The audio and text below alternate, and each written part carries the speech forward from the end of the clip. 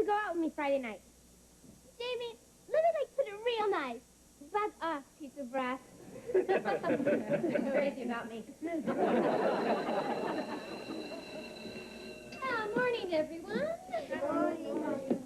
I have got great news.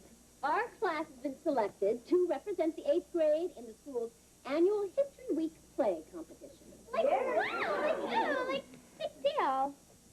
Well, it sure is. In each grade, a class is going to do a play about an historical event. And then the best play will be presented in front of the entire school in the auditorium. Awesome! I'll be the star. Well, Debbie, that's up to whoever volunteers to be the producer. I volunteer. Big job, Jamie. The producer has to write the play, cast it, get all the costumes, build the set. No problem. I got a great production team to do all that work for me. Who? Reggie. Say what? And Vicky. Say what? Well, just to be fair, does anyone else want to volunteer to be the producer? Okay, then. Congratulations, Jamie. All right, yeah. Well, Vicky, your big brother's now a producer.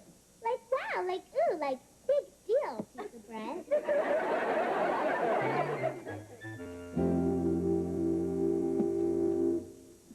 Hi, hon. I'm home. And how was your day today, lovely lady? Fine. Well, what's the matter with your voice? Why, nothing. Why do you ask? You sound like you swallowed Walter Cronkite. Well, it was a day like all days, filled with those events that alter and illuminate our times. And I was there. Dad, why are you talking like a station break? Joni, I was sitting at my desk today when my phone rang. Okay. I was sitting at my desk today when my phone rang, and this voice invited me to be a guest on a popular talk show. Well, I recognized the voice right away. Oh, that's exciting. Well, who was it, Johnny? Oprah? Phil? Ralph. You're going to be on Ralph? Ralph Grogan, honey, the host of VIP, the radio show where people who want to know talk to people in the know. Oh, I didn't know. Joni, I'm gonna be talking about the exciting world of cybernetics. How about that? Honey, that's wonderful. Well? Well? Well, what suit should I wear on the show? And Ted, it's on radio. You can wear your birthday suit. Oh, yeah. Well, I still want to look nice. Why don't you help me pick something out, okay? Okay. Hi. Hello, children, and welcome to the kitchen. Jamie, we better come up with a great idea for the play. The 8th grade never won this competition. Yeah. Vicky, you know everything about history. What's a famous event we can write a play about? How about Betsy Ross on the first American flag? Nah, we need something with pizzazz. Okay, then make it Diana Ross. How about the first Thanksgiving? There's got to be something more exciting than a bunch of guys sitting around in funny hats stuffing a dead turkey. How about stuffing a live turkey?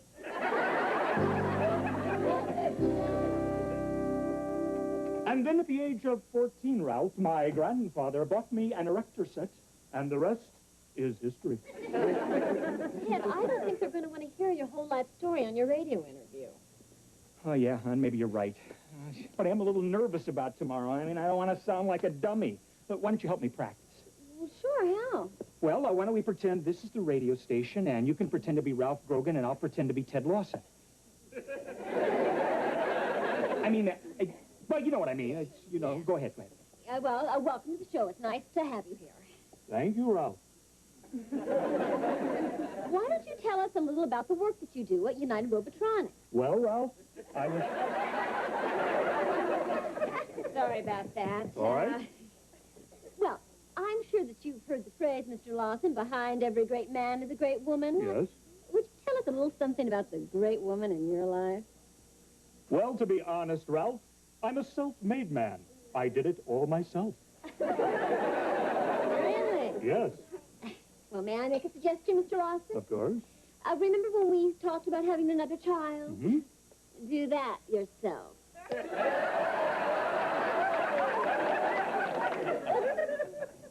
Hi. Hi. What have you guys been Aren't you working on your play? We've been doing that, too. Well, it better be spectacular. Because I heard the 9th grade's doing the Boston Tea Party. With real tea. Our idea's got that beat by a mile. Well, you're still going to finish second in the competition, guys. Because we 7th graders are going to win with our play. Yeah? What are you going to do? Napoleon's defeat at Waterloo. With real water. Not bad, Harriet, but hardly a winner. What makes you think so? He's a producer. He doesn't have to think. Harriet, I can't tell you what it is, but our idea is so super, so colossal, so stupendous. If you know what it was, you'd faint dead away. I'd be happy to. If you revive me with that mouth-to-mouth method. Bye! So, Jamie, what's this colossal, stupendous thing you're talking about? Or are you just describing your mouth? We couldn't let on to Harriet that we didn't have an idea. She'd think we're stupid. She'd be right. Jamie, we better come up with something fast, or the class is going to kill us. Yeah, and it's got to make the Battle of Waterloo look like a picnic. We need more than a battle. We need a whole war. That's it. When's a World War II? World War II? It was in all the papers.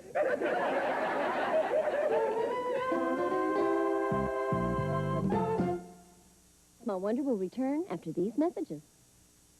On the next America's Funniest, see the most...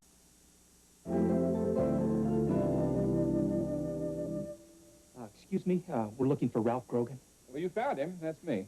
Hi, Ralph. I'm Ted Lawson, your guest star today. And this is my wife and family. Hello, Ralph. We go on the air in a few minutes. I have to get some commercial copy, so why don't you make yourselves comfortable? Thanks. If you'd like, I can turn on the show they're doing in there. It's that soap opera, All My Husbands. Oh, yeah, I've heard of that. Thanks. Oh, Phyllis, I love you. I can't live without you. Please get back in the car. Oh, Lloyd, my darling, when you put it that way, how can I refuse? That Lloyd sounds so sexy. You talk about sexy. I bet that Phyllis could melt the chrome off a trailer hitch. Oh, Phyllis, let's give it one more chance. My lips hunger for you. Kiss me. Lloyd, don't talk!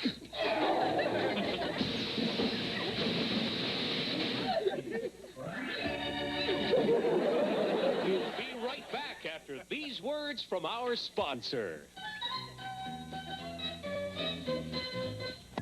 Hi, I'm all yours. We can wait in the studio if you'd like to watch the end of the episode.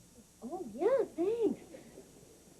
Can't wait to see that Lloyd. And Phyllis... Just be real quiet, please. Okay, everybody stand by, please. And now we return you to All My Husbands. Lloyd and Phyllis were just pulling away from the curb in his car when we suddenly heard...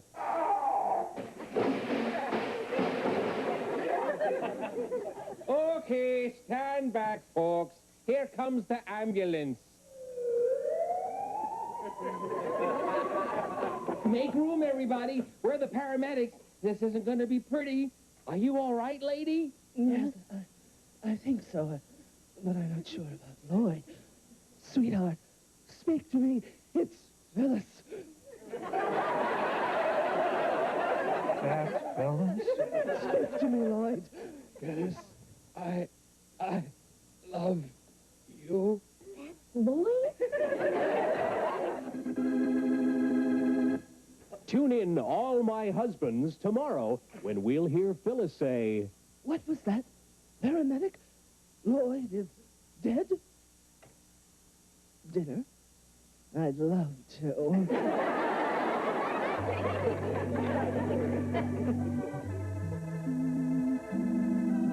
All right, we're clear, everybody. Thank you. Well, how'd you like it, folks? Oh, Well, What's personally, I'm a little disillusioned. Kind of like finding out that Arnold Schwarzenegger is really Pee Wee Herman. Yeah, well, that's the beauty of radio. Leaves everything to the imagination. Okay, Mr. Lawson, over here, please. Okay. Stand back, everyone. This isn't going to be pretty. So, what do I have to do, Ralph? Oh, no need to be nervous, Ted. Just take a moment to relax. Okay.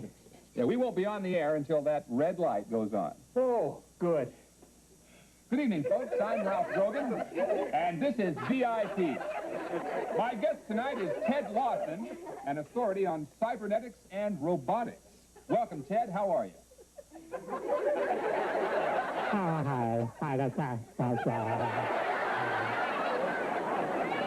Well, Ted, I've heard that by the year 2000, there will be robots in practically every home. Is that true?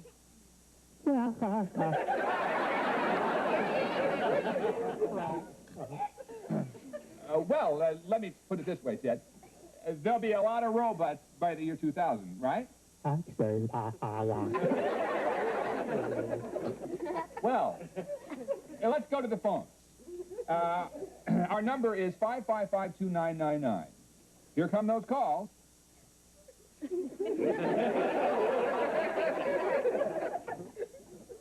Now, I'm sure you folks out there have lots of questions for our guests, so let's have those calls.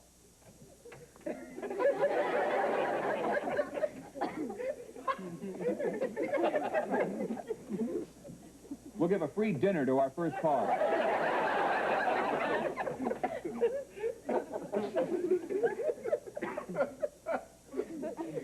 Oh, it's been nice talking to you, Ted. We'll be back in a moment with writer Craig Anderson, author of the best-selling book, How to Overcome Your Fear of Public Speaking. Great interview, Ted. An interesting and provocative question, And I'd like to say that by the year 2000, there will be a robot in every home. Swell.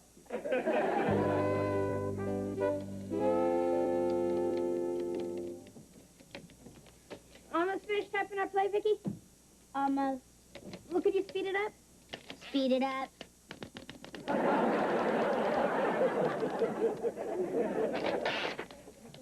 It's finished. Wow. That's the first time I ever saw a typewriter burn rubber. Doing World War II was a terrific idea you had, Jamie. Hey, when you got it, you got it. I'll get it.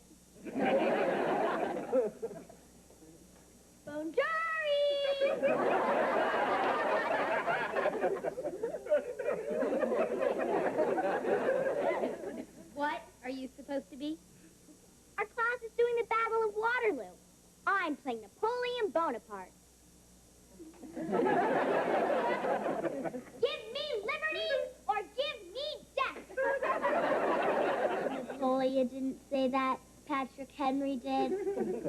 My father got all the costumes. I can say what I want. Well, couldn't say your dad a lot of trouble, because we're going to win that play competition. We're doing World War II. With the original cast. It'll be the most spectacular play ever put on in school history. 100 Japanese dive bombers attacking Pearl Harbor. And 50,000 American troops storming the beach at Normandy. How are you going to do all that in your classroom? You got to be out of your mind.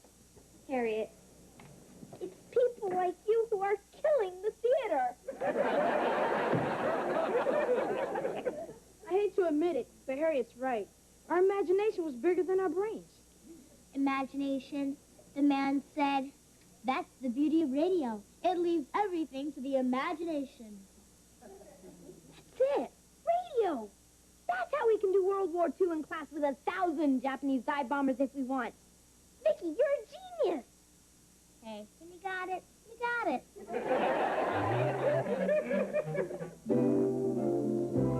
Now, as you know, class, the 7th and 9th grades have already presented their plays to our two judges, Mr. Frischman and Mrs. Wolf. We stand? During the 1930s and 40s, most Americans learned about the war over the radio.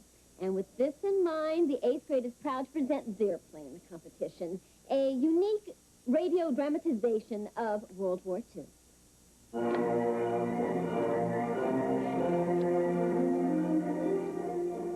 1939, World War II began when the dreaded German army marched into Poland.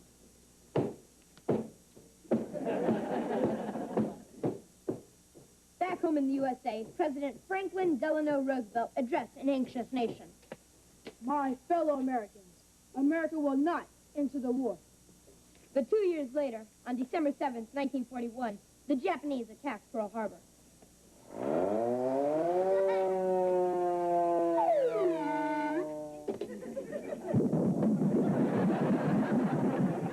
And back in Washington, D.C., President Roosevelt once again addressed an anxious nation. My fellow Americans, I changed my mind. We will enter the war. And to the sound of drums, American soldiers marched off to war.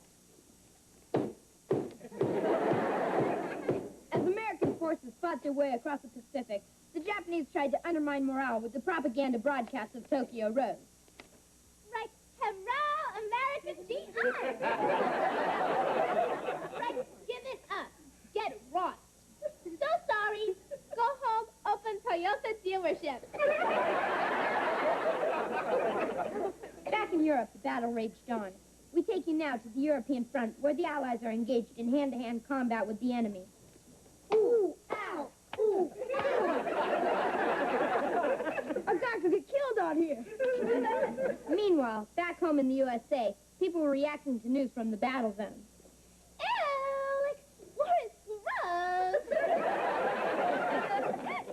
And now the war was nearing an end. In North Africa, German troops were defeated by divisions of American tanks.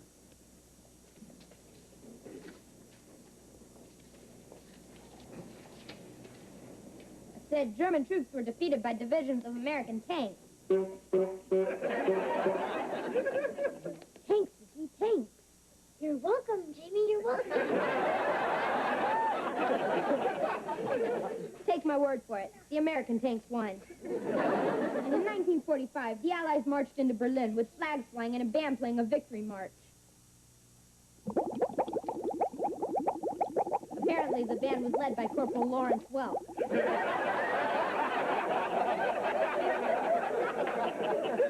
And so the GIs came back to the States by sea. And by air.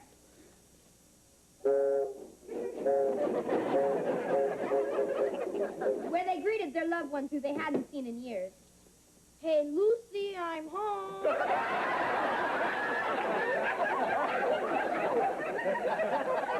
And the girls they had left behind greeted them with hugs and kisses. Ooh, ah. Like, now the world is safe for democracy, honey. You can, like, buy me a truck out in the suburbs, and we can, like, start a family.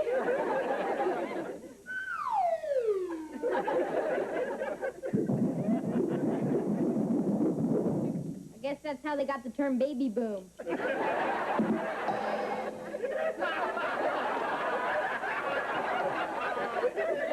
the way it was. From World War II, this is Jamie Lawson saying good night and good luck.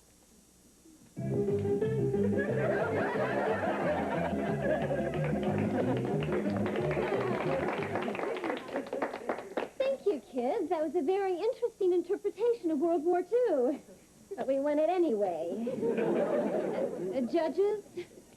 Mrs. Lawson, that was a very clever idea, both entertaining and imaginative. It's our opinion that the winner of this year's play competition is your 8th grade.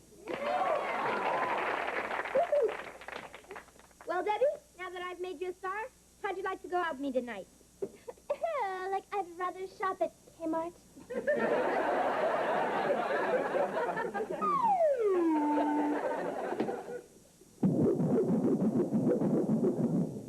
What was that for?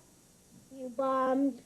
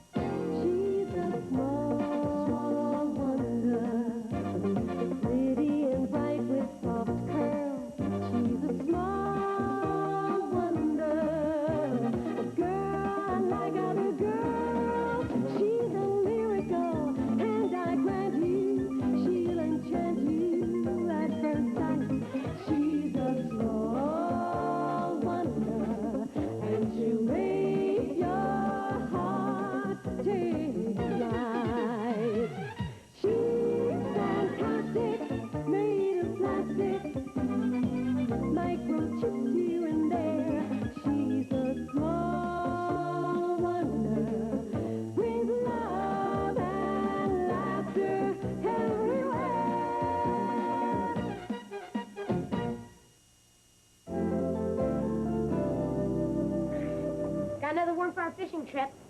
Now that is ugly. Reggie, to you, that worm is ugly. But to a trout, that worm is a Twinkie. We're going to catch enough trout this weekend to open our own fish market, right? Right. Oh, hi. Hi. Hi. So, leave anything on the shelves? We went to 5 stores, 3 boutiques, and a discount warehouse. We even went to an Army-Navy store. Harriet, tell me you're enlisting. Okay, honey, why this sudden shopping spree? Oh, we needed to get a few things for our fishing trip. Our fishing trip? Well, yeah, you said last night that we were going fishing, didn't you? Well, yes, honey, but apparently you misunderstood. I meant we, us, not we, you. The fishing is for guys. Yeah, Mom. You wouldn't want to go fishing. You'd have to put these slimy worms on your hooks with your bare hands. And you have to clean smelly fish with your bare hands. Then you'd have to bathe in the lake in your bare, you know. Let's face it, honey. Women just aren't cut out for the outdoor life. Oh, really? I think we need to discuss this further, Ted. Look, honey, I really think... Further, Ted? Look how the veins are standing out on her forehead. Okay, honey, we'll discuss it first thing in the morning. That's better. Women. Women.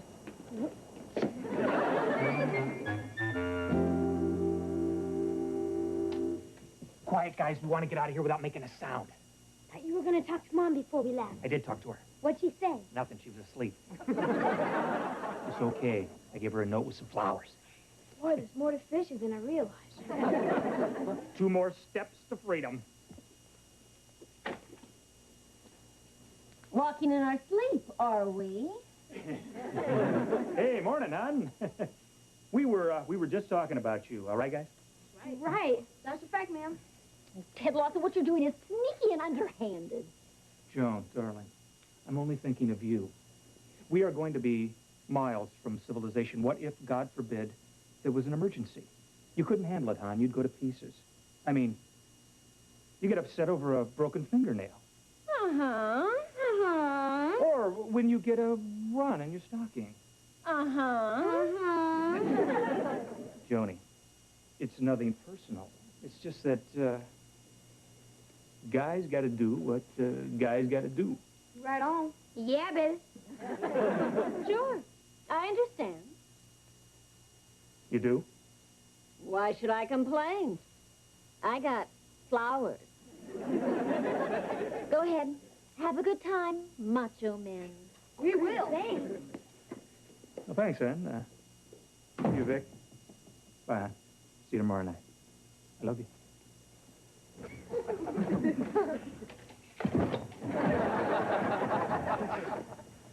Oh, Vicki, would you get me that vase in the refrigerator? Get you that vase in the refrigerator?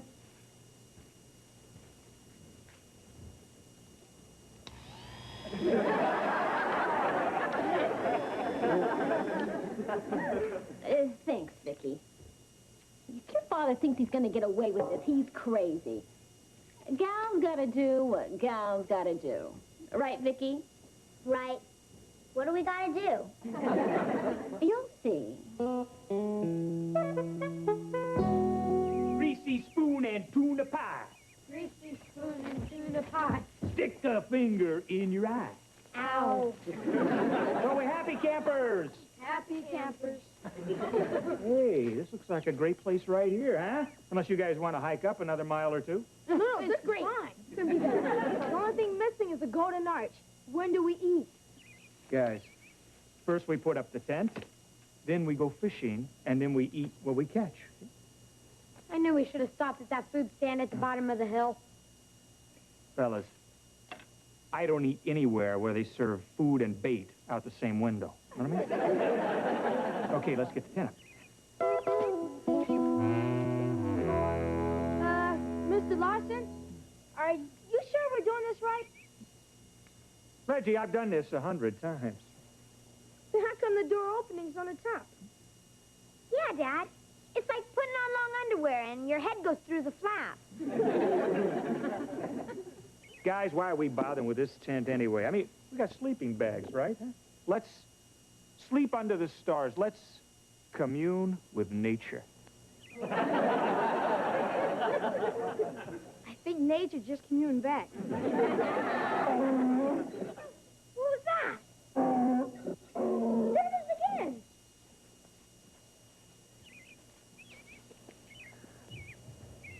Hey, a pack mule. Boy, some guys know how to go fishing. Right. It's Mom. Joan, you're not supposed to be here. Well, tough. We decided that we wanted to go fishing, too. After all, gals gotta do what gals gotta do. Right on. Yeah, baby. Andy, would you unload Sweet Tea now, please? Yes, ma'am. Oh, and put the tent right over there. Where'd you get the mule? Mules are us. It was right behind the food and bait stand at the bottom of the mountain. The one you wouldn't let us stop at? You should have. She made us the greatest waffles and pancakes for breakfast. Guys, listen. That is the coward's way. I mean, we'd rather catch our breakfast, right? Right. Let's go catch a couple of pancakes.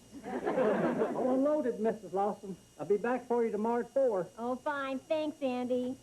Bye, Sweet Tea. Okay, girls, let's set up the tent. Okay, guys. I guess we gotta help them with that. Come on. Oh, that's all right. We can handle it. I mean, how hard can it be? Well, Joan, it's easy when you know how to do it, but it could... We can handle it. Oh, they can handle it. Well, this ought to be good. Let's give them some room, guys. Yeah. I wish I had my camera. Okay, Vicky.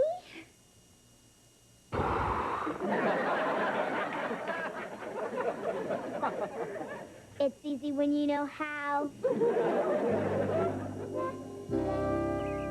You know, you guys are gonna be real comfortable in those. Mr. Larson, this ground is hard as a rock. And I've got very little padding.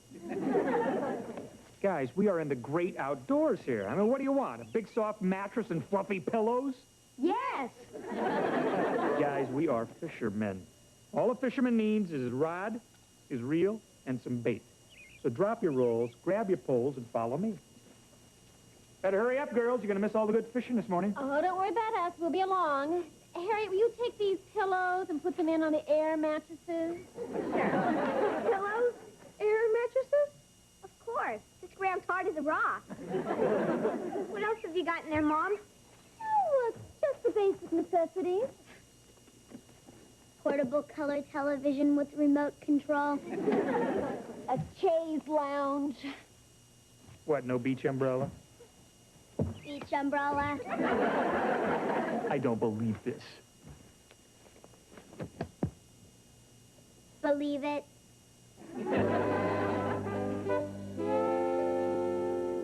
Isn't this great, guys? Smell that fresh air. I'd rather smell a fresh fish. Yeah, we've been fishing for over an hour.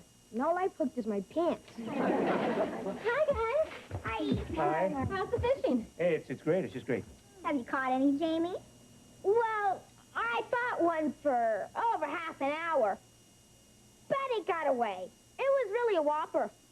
Sounds like a whopper, all right. Now, come on, girls. Let's catch some whoppers of our own. How long do we have to wait to catch a fish, Mrs. Lawson? Oh, not long at all. Oh, not long at all. Hey, I got one! So do I. Me too! Oh, this is ridiculous. Beginner's luck. What'd you use for bait? Rigatoni. Rigatoni? Little short popsicles great with fish. Oh, come on, girls. Let's leave some fish in the lake for the guys, huh? Yeah. Put these little beauties on ice and we'll go and start lunch. What are we having with the fish, Mrs. Lawson? Oh, nothing fancy at all, Harriet. Just a cheese souffle and a Caesar salad on the side. Don't forget the chocolate cake and ice cream. Sounds yummy. Chocolate cake and ice cream? Well, we were going to have Cherry's Jubilee, but after all, we are roughing it. Bye! Guys, let's not give up, huh? Let's show them how real fishermen do it, okay? Hey, I got one here. Wow, look at your full bin, Dad. Look at a big one. All right, we're going to eat. Yeah. Okay, bring it up. I got it. What the heck is that?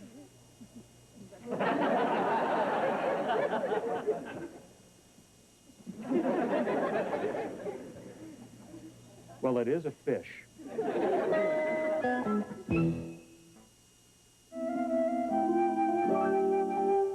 Boy, some fishermen we are. Yeah, the women caught 3 fish, and we caught this. Listen, guys, so we didn't catch any fish. That doesn't mean we can't eat like kings. What do you mean, Dad? Old Dad is always prepared. What'll it be? Fried chicken or spaghetti and meatballs? I'll take the fried chicken, and now I'll take the spaghetti and meatballs. Coming right up. Fried chicken for you, spaghetti and meatballs for you. Gee, kings sure don't eat like they used to. Dad, I think my fried chicken got run over by a truck. Guys, it's freeze-dried. You just drop it in water and voila, instant lunch.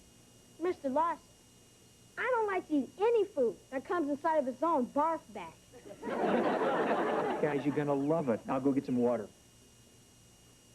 Jamie, I can't eat this stuff, and I'm starving. Yeah, me too. Well, I'm going to go see if I can catch some fish in a different spot. While you're at it, I'm going to take a little hike, too. Down to that food and bait stand? No, over to Harriet. A little sweet talk from me. We'll be chowing down on some of her real food. All right.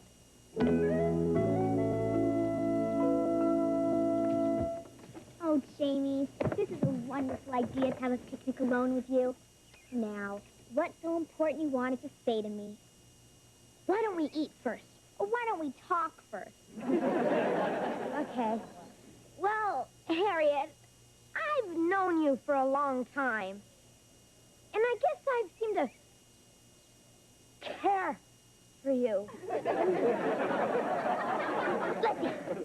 Oh, Jamie, this is the happiest day of my life. My little lamb chop. Lamb chop. You made me so happy, honey bun. Bun. I can just see our future together. We'll live in a house with a white picket fence and a puppy. One of those long, thin ones that has a body like a hot dog. Hot dog. And we'll have 2 children. What do you think we should name them, Jamie? Steak and French fries. Great names for children, Jamie. They are if you eat them. What's in here, Harriet? Lots of goodies. And you can have them all. Oh, great. As soon as we seal our engagement with a kiss.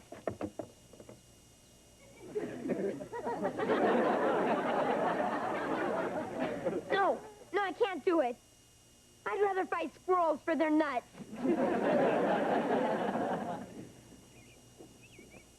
I wonder if he said he liked me just for my food. I can live with that.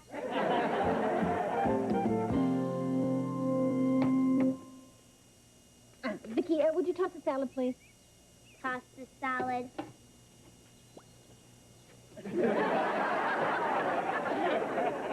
Salad is tossed.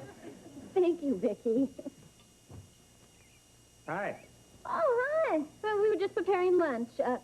Vicki, would you cook the fish, please? Cook the fish.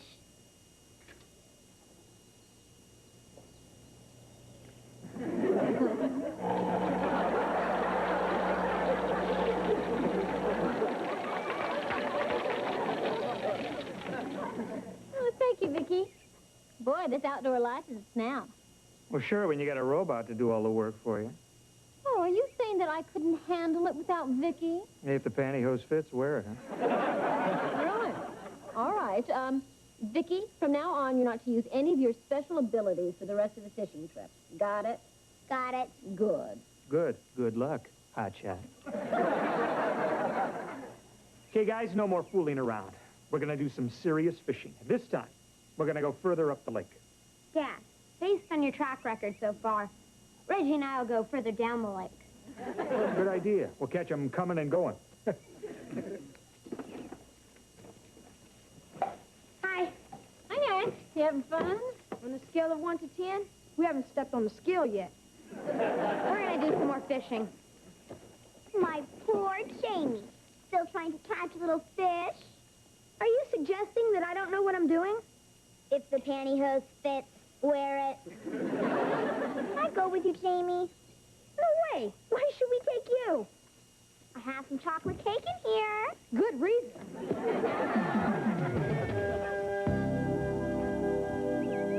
Oh, that looks like a good spot over there. Okay, fishies, it's chow time. Come and get it. Nice, juicy worms. Why am I getting shorter? Oh, no! Quicksand! Help! Help me, Joan! Help! Help me! I'm sinking! Help! Hey, what's the matter? Just stay back! Stay back! There's all quicksand in here. Here, take this. Pull me out. Help me, Vicky. Oh, listen, Vicky, extend your arm out here and pull me out. Mom said I'm not to use any of my special abilities for the rest of this fishing trip. This is an emergency. Tough. Can't I reprogram her? No. I'd have to work on a circuit. It'd take an hour. At your current rate of descent, you have only 3 minutes. Joe, find something to pull me out, a tree branch, anything. Move. Come on, Vicky. Oh, here's something. Joan, would you hurry? I'm sinking here. Oh, you know us women. We just go to pieces during emergencies. That was a joke. You're a rock in emergencies. Besides, I could break a nail. Get a run in her stockings. I knew I had too much insurance. Oh, come on, Vicky. Let's go back to camp and try and think of some way to save him. Joan, don't leave me. Listen, you can have my half of the community property. Don't go to pieces, Ted. I'm sure you'll think of some way to get out of a little quicksand. How? Just walk out. That is a dirty, rotten trick. See ya, hot shot.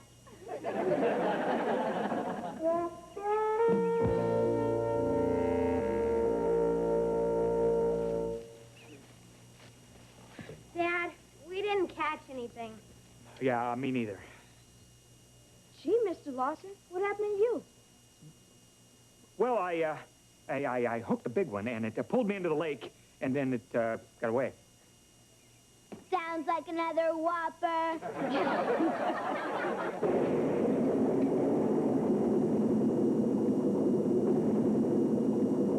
Uh-oh, look at those clouds. Let's make it some rain, girls. Yeah. We better get our raincoats, Miss Lawson. Yeah, right. Oh no, I forgot to pack them. I heard that. Pretty dumb, Joan. I didn't forget ours. There you go, guys. We are going to stay nice and dry. Well, guys, looks like we got the last laugh on them, right? I don't think so, Dad. What do you mean? Look! Suntan lotion, Harriet? Thanks. How about you, Vicky? No, thanks. We are roughing it. I don't believe this. They catch the fish and we don't. It's pouring rain on us, and the sun is shining on them. How come, Mr. Lawson? I think there's only one explanation, Reg. Yeah? God is a woman.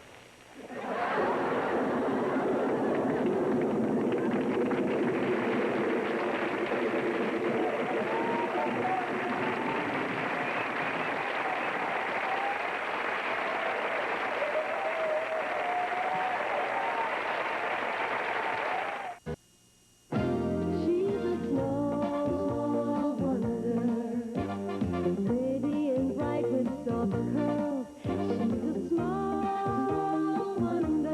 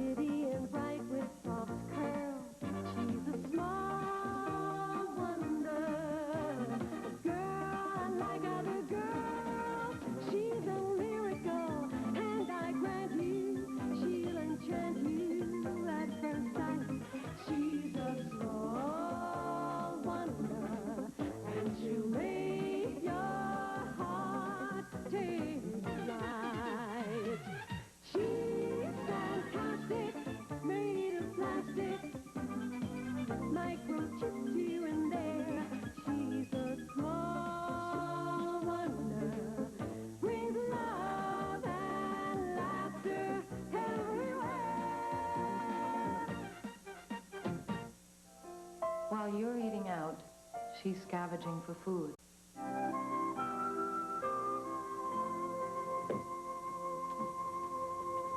Here, Reg. Hey, Jane. What's new? Nothing. Not a thing. Except that. Whoa, who is that?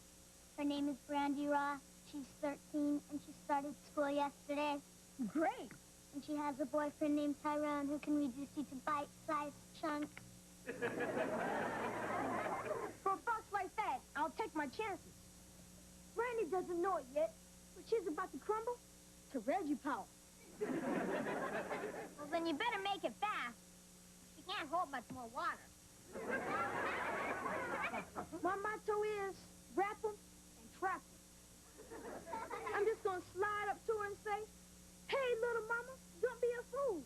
Stick with Reg, 'cause I'm smooth and cool. Watch this. Hey, little mama. Yes? Are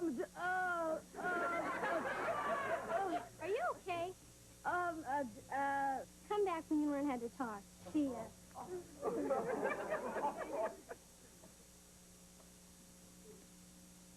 Smooth and cool. What happened to you, Reg? I don't know.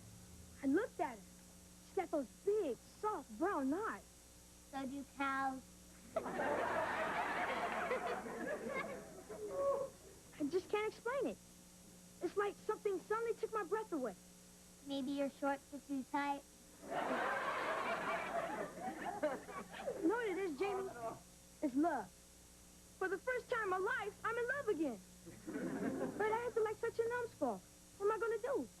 Well, you can tell her. Yeah, but what if I get cold feet again? Well, staying away from her isn't going to warm them up. Why don't you call her over the phone when you're not looking into her big brown cow eyes? I can't even do that. My folks grounded me from using the phone. I'm not grounded. Why don't you tell me what you want to say to her, and I'll tell her. I'll say I'm your message service, and then she can leave a message. Hey, that's a good idea. Jamie, you're a real pal. Hey, what are pals for? That'll cost you $1. Hey, you got it. You know, you can make a fortune from all this. Half of our class is grounded from using the phone. Yeah? Half the class, huh? All I need is a phone answering machine. And I got that. Vicky, you'll be my phone answering machine. And we're gonna be rich. What do you say to that? Maybe your shorts are too tight.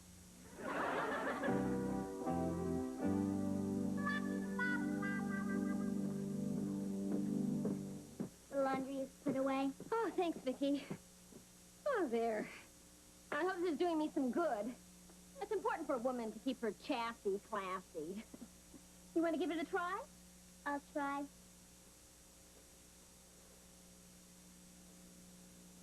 It's not moving. Well, you have to jump up and down, Vicky. Jump up and down.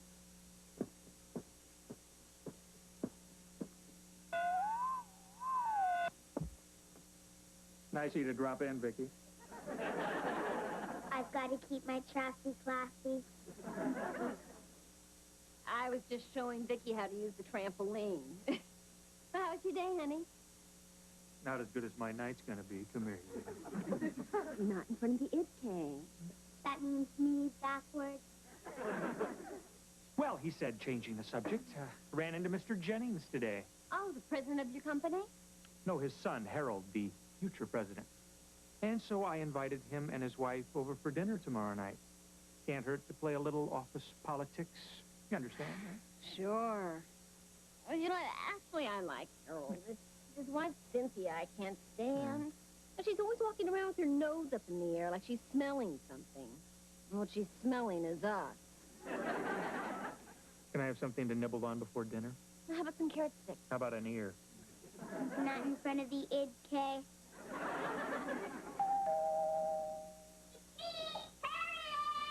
Vicky, could you get that, please? Hi, Vicky. Where's Jamie? He's in his room doing his homework. Oh, well, I won't disturb him. Give him this book for me, please. Cyrano de Bergerac.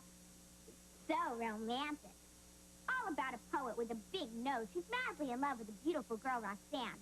But the poet is too embarrassed to tell the girl he loves her. Like with Jamie and me. Like Jamie and you. Yeah, he doesn't have a big nose, but he says I'm always sticking mine into other people's business. I'll give him the book. Thanks. I'm hoping if he reads it, he'll get up enough courage to confess his love for me.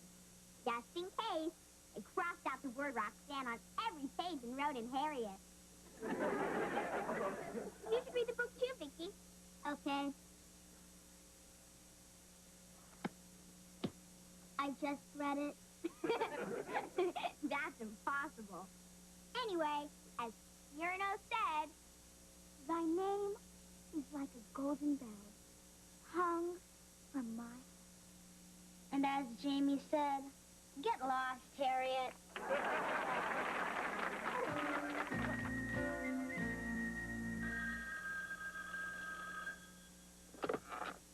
Jamie's message service. Please leave your message at the sound of the beep. This is fantastic. We've already made $6 just from the 7th grade alone. If this keeps up, I'll be able to buy the 7th grade. You can play back that last message, Vicky.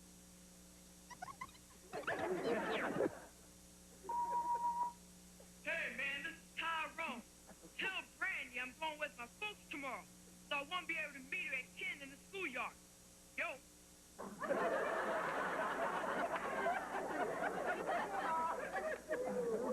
Hey, that gives me an idea, Vicky. What if Brandy goes to the schoolyard to meet Tyrone, but I send Reggie instead? What do you think? I think if Tyrone finds out, you'll be the bite-sized chunk.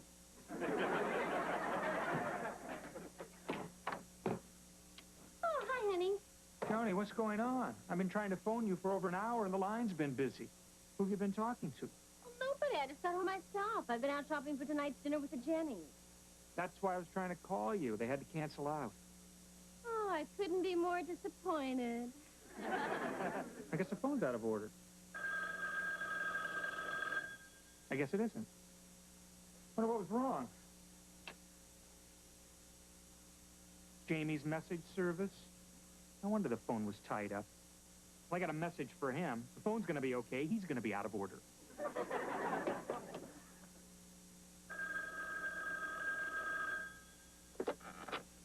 Jamie's message service. Please leave your message at the sound of the beep. It's Lawson's answering machine. Well, leave a message, Harold. Surely you can handle that without my help. Right. Hello, Ted. This is Harold Jennings. It looks like Cynthia and I can make dinner tonight after all. We'll be over at 7. Say goodbye, Harold. Goodbye, Harold. I mean, Ted, we're looking forward to it. You didn't have to say we were looking forward to it, Harold. We don't want them to start thinking they're our equals. I like Ted and Joan. And so do I, after a fashion. But always remember that you are the boss. You are the man in charge. Say it, Harold. I am the man in charge. Good. Now go finish ironing my blouse. Okay, Vicky, you can play back that last Hey. message. What's all this about Jamie's message service? Hi, Dad. It's our new business. We take messages for the kids who are grounded from using the phone. Want to leave a message? It'll cost you $1. Jamie, you tied up the phone for over an hour. What if there was an emergency? And don't you realize you're helping these kids disobey their parents? Really? Now that you put it that way. Maybe I'm not charging enough. You're not going to be charging them anything. You're out of business and you're grounded from using the phone until further notice. But, Dad... No buts if you want to save yours. And Vicky, I don't want you taking or playing back any more messages. In fact, erase all those messages from your bubble memory module. Oh, wait, Vicky.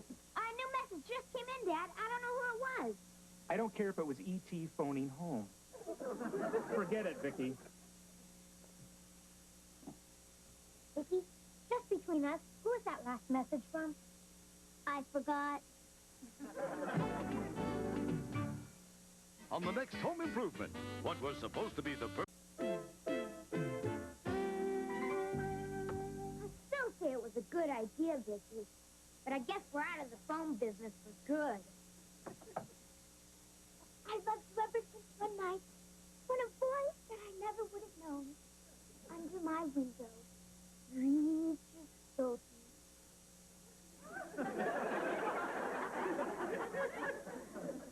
Can't you just say a simple hello?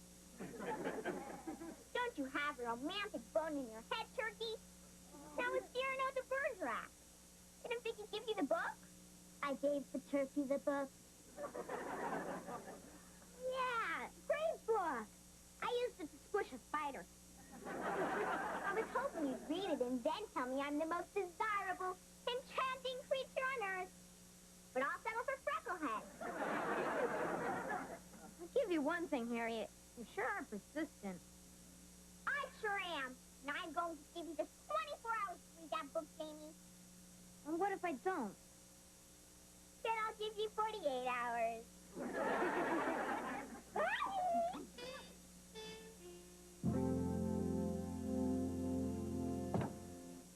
And voila, les spécialités de la maison, pepperoni pizza. Oh, you mad, adventurous fool, you. I'm so glad that Jennings canceled dinner tonight. I'm just going to relax and pamper myself. Don't I get any pampering? You got it. Give me your foot. I'll show you how the other half lives. Oh, no. Come on, ma'am. Real men don't polish their toenails. Real men let them grow and use them to spear buffalo. Ted, we're two consenting adults in the privacy of our own home. Hand over that foot. Will you still respect me in the morning? Come on. Get some cotton balls.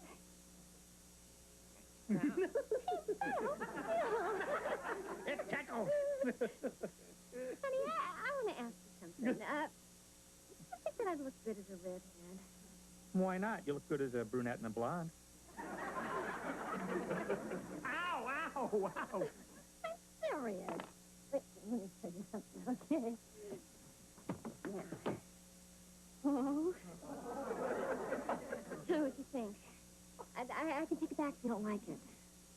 Well, gee, honey, I don't know. I mean, I'm so used to you the way you are. I mean, what if I suddenly came home as a redhead?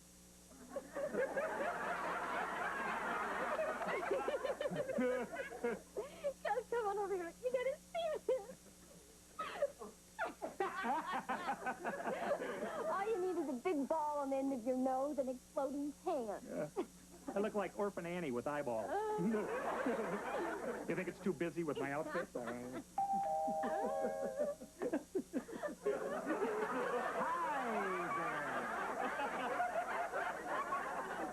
and Mrs. Jennings, We weren't expecting you. Who were you expecting? Daddy Warbucks? oh, I'm sorry, Deborah. Please, come in. Didn't you get my message? I left it on your answering machine. Answering machine? Vicky. What is that odor? Do you use a garlic deodorant? It's pizza. Pizza! Oh, I love pizza! What kind is it? Oh, it's pepperoni. Go ahead and have some. Ah, I can't. Cynthia won't let me eat any food that ends with oni. Harold, you know I hate to see cheese danglings on the end of your nose. Obviously, there's been a mix-up about this evening. Yeah, listen, why don't we, we'll go change and we'll take you out to dinner, okay? Ted and I, we were just relaxing and having some fun. Yeah, you know. Well, I'm sure that you two do the same. Never. Just once, though, I like to kick off my shoes like you, Ted, and put my feet up and bite into a great big pizza. Harold, control yourself. Where do you get these kinky ideas? For once, Cynthia, I don't want to control myself. I want some pizza. Harold, if you touch that box, I'm leaving.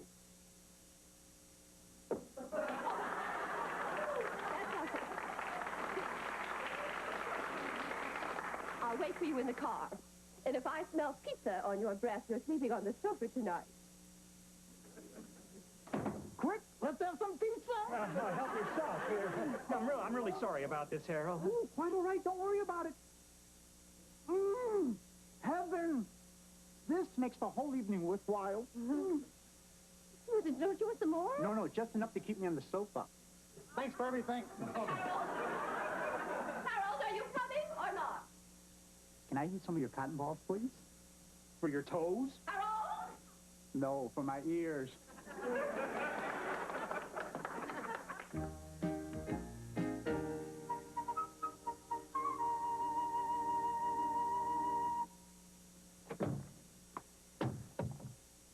Hi. Reggie, I was just coming over to see you. Look, I've got it all worked out for you to get together with Brandy this morning at the schoolyard. What you talking about, Jamie? She's expecting to meet Tyrone, but you're going to show up instead, numbskull. Oh, man. You know what happens when I see Brandy? She makes me crazy. I can't talk. My cheeks stick to my teeth. What could I say that wouldn't sound stupid? You could say, your name is like a golden bell hung in my heart. And when I think of you, I tremble, and the bell swings and rings. That's wow. Where'd you get that from, Vicky? Cyrano de Bergerac, a book about an ugly guy who tells his handsome friend what to say to win the heart of his beautiful girl. Hey, that's the answer to your problem, Reg. How's that? Well, Brandy's the beautiful girl, and you're the handsome friend. Hey, yeah, and you're the ugly guy. So what's the plan? Well, I haven't read the book, but Vicky has. She'll be Cyrano and tell you what to say. Right, Vicky? What'd you talk about, Jimmy? And we'll be hiding right here, Reg. So if you get into trouble, come on over to the drinking fountain for a drink. Vicky will tell you what to say. Okay. What do I say first, Vicky? A kiss, the word is sweet. What will the deed be? A kiss. The word is sweet. What would the deed be? Are your lips afraid, even of its burning name? Are your lips afraid, even of its burning name? Got it. There she is. Go get it, pal. Oh, hi. You're the one with the speech problem? What do you want? Your deed is sweet, and don't be afraid to burn your lips. What? I need some water. I blew it. I heard. Vicky, give him another line. Shall my eyes drink the sight of you like wine, with a look that is a kiss? Got it. Are you okay? What were you saying?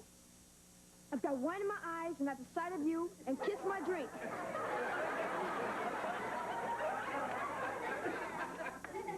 I need some more water. I blew it again. Give him another line. Do you begin to understand me a little? Can you feel my soul there in the darkness breathe on you? Hope I got it.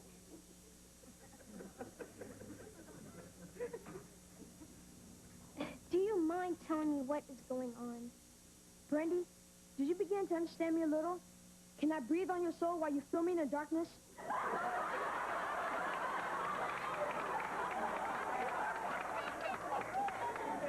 What are you saying? I have no idea.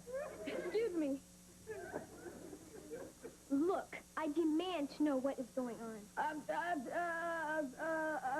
is the matter with you? What he's trying to say is that he's in love with you. But he can't look into your cow eyes without making him crazy. Really? Well, why didn't you ever tell me this, Reggie? Because his cheeks stick to his teeth. Well, nobody's ever talked to me like that before, Reggie. Tell me more in your weird little way. A what? Why not? I guess Tyrone isn't showing up. Hey, when you got it. How you got it. Well, it looks like everything turned out okay. Thanks to Cyrano and you, Vicky. Hey, when you got it. How you got it.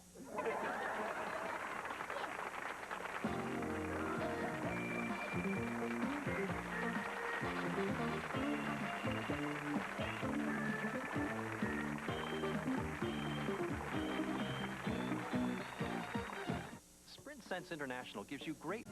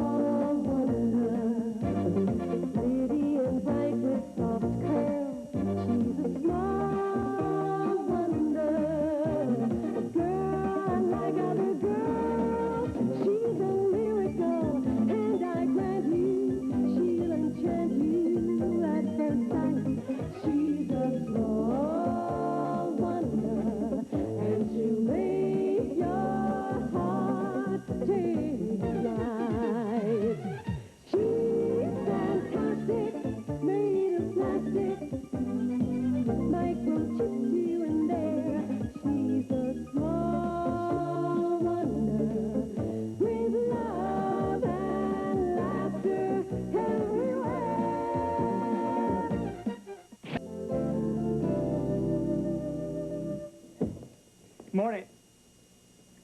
Joan, what are you doing? What does it look like? Painting a battleship. Well, Joni, don't you remember? Last night I said I was going to make breakfast today.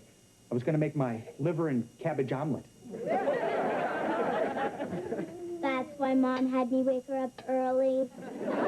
Okay, go ahead and make jokes, but back in college I was famous for my liver and cabbage omelet.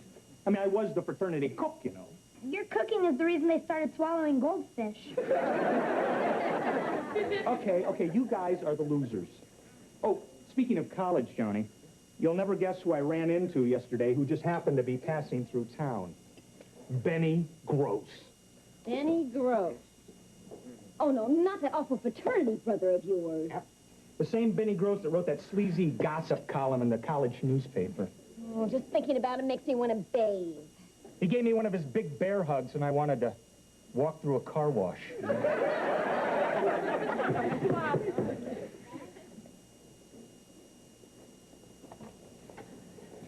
Hi!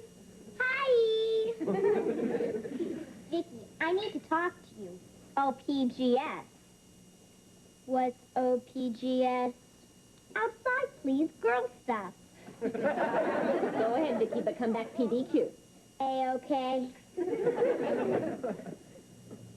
Vicky, what do you know about the Princess Girls Club at school? Jamie says they're rich, stuck up, and spoiled. My kind of girls. I overheard them say they were going to ask you to join, because you're the smartest girl in school and the best cheerleader. But I'm not rich, stuck up, and spoiled. No problem. You can be taught how to act like that by an expert. Me! Now, remember what I taught you, Vicky. When dealing with the princesses, the snootier you are, the better. The snootier, the better. Look, here they come. Snooty it up. Hello, I'm Buffy, and this is Binky. Hello, I'm Snooty. Hi, I'm Harriet. Hi, Harriet. Come, dear. Now, Vicky, we desire to speak with you for a minute, love. The name's Victoria, not Vicky. And you have 30 seconds, love. Ooh, Vicky, I like your attitude. It's trashy. It's more than I can say for that dress. Oh, nice. Put down. I wish I'd said that. You will. Now, Victoria, we're toying with the idea of asking you to become a princess. It's a great honor, you know. Of course it is. For you. I'll think about it, love. Well, you don't seem to understand. We have to think about you, darling. Yes, we have to check out your background, your family, and your closet.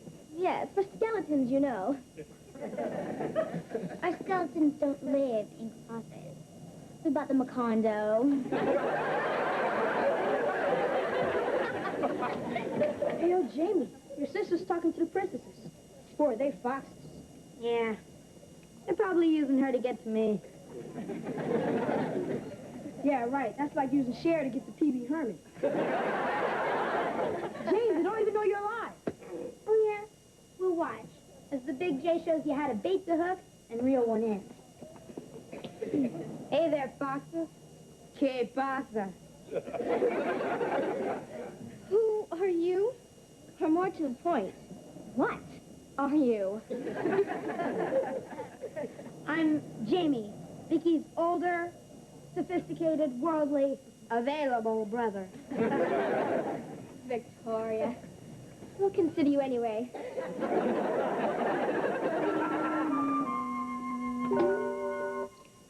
Oh, hi. Would you give me a hand watering these plants, Vicky?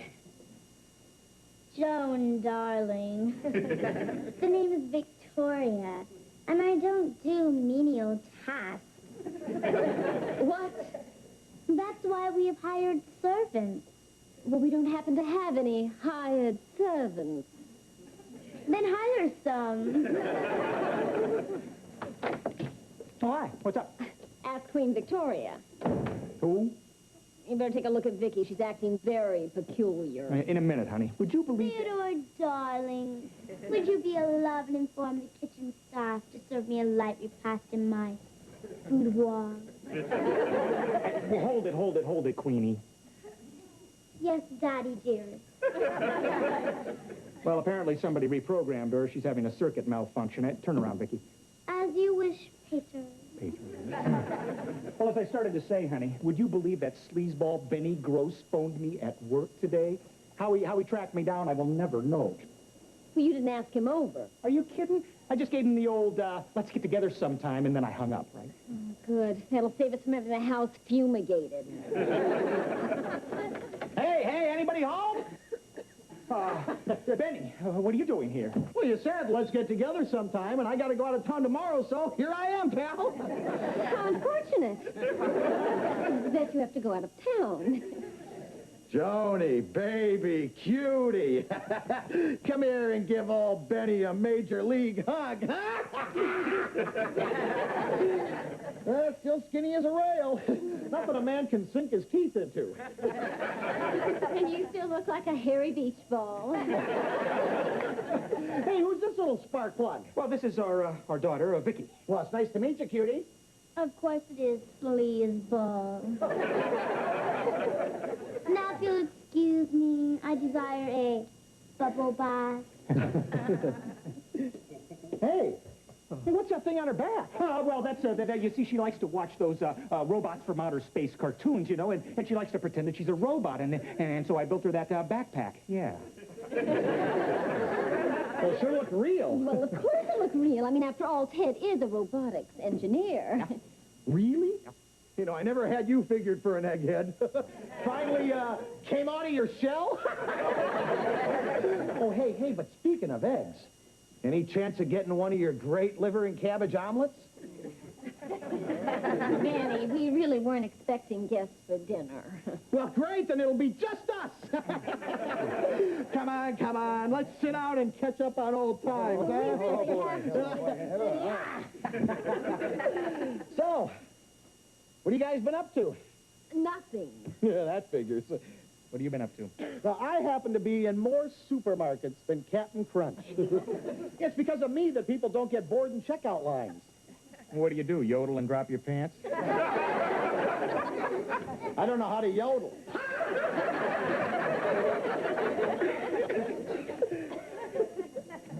No, you know those gossip papers they sell on the checkout lines?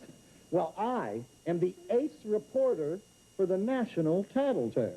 You're kidding. Hey, if I'm lying, I'm dying. Well, wait a minute, Benny. You mean you write those stories like the ghost of Elvis cured my baldness? That was one of my best. But it couldn't compare with my Nebraska wiped out by mayonnaise famine. Or my Siamese twins win doubles title in tennis tournament. You actually wrote those stupid stories? You actually read them? Well, I was a very long line, and I had more than 10 items. Benny, where do you get all these strange ideas? Oh, any place. Well, look, like you've just given me a great idea for a story. We have what? Yeah, it's about a story about a robotics engineer who builds a robot and passes her off as his human daughter.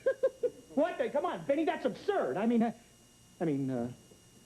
that kind of technology is years away. I mean, see, it's absolutely impossible. Yeah, I suppose you're right. Yeah, the only paper that'd print that drivel would be our competitor, the Public People Peeper. Yeah. They'll print anything. Oh, but not me. It's nice to know you have such high standards. Oh, you said the S word. I'll start dinner. Ted, would you get the large serving platter down for me, please? Yeah, sure, honey. Try to make yourself at home, Benny. Hey, take your time. Take your time. Oh, sure is a nice place you got here, pal. Guess the nerds wind up with all the bucks.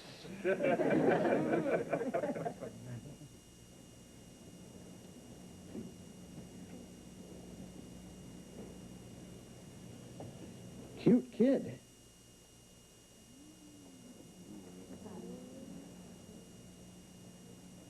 Nice frame.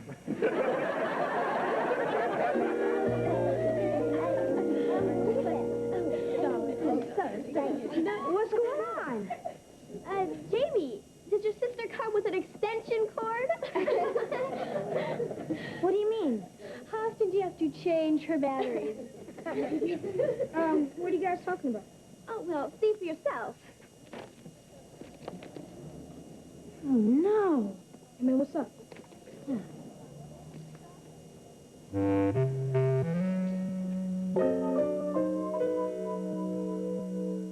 Small Wonder will return after these messages. Joni, I'm home. I'll get it. No! Don't answer that. Why not? It's probably just another crank call about Vicky. It seems that everybody in town has read that article. Yeah, I know. It's the same at the office. Everybody's kidding me about my daughter, the robot. You could just kill Benny Gross for writing this. Yeah, I got another headline for him. Irate father dismembers chubby reporter.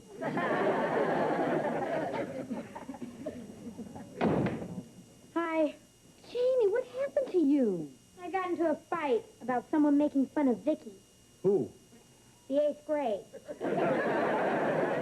Oh, Jamie. Kids can be so cruel when they think somebody's different. In fact, I know some adults who aren't much better. Unfortunately for Vicky, a robot can't have any feelings about the whole thing. Hi, honey. Am I a robot? Of course you aren't, sweetheart. You're our own sweet little girl. You see, it's not possible for us to love a machine as much as we love you. We love you very much, honey. You are the dearest, most loving daughter a mother could wish for. Okay?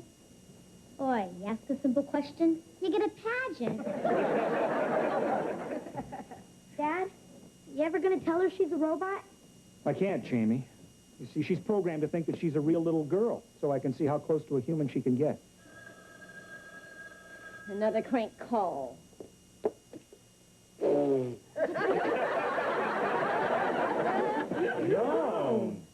Couldn't have said it better myself. Yeah, somehow you've got to put a stop to this. Yeah, and fast. I mean, what if somebody believes that article and decides to investigate Vicky? What can you do? Well, the only way out is to prove that Vicky isn't a robot. I think there's a tiny flaw in your logic. She is a robot. Right. And if people read one paper and believe that, maybe they'll read another paper and believe that she's human. What paper's that? Benny's rival paper. You know, the one that he said would print anything. Oh, right, the Public People paper. Yes, information. Can I have the number for the Public People paper, please? No, I'm afraid I can't repeat that.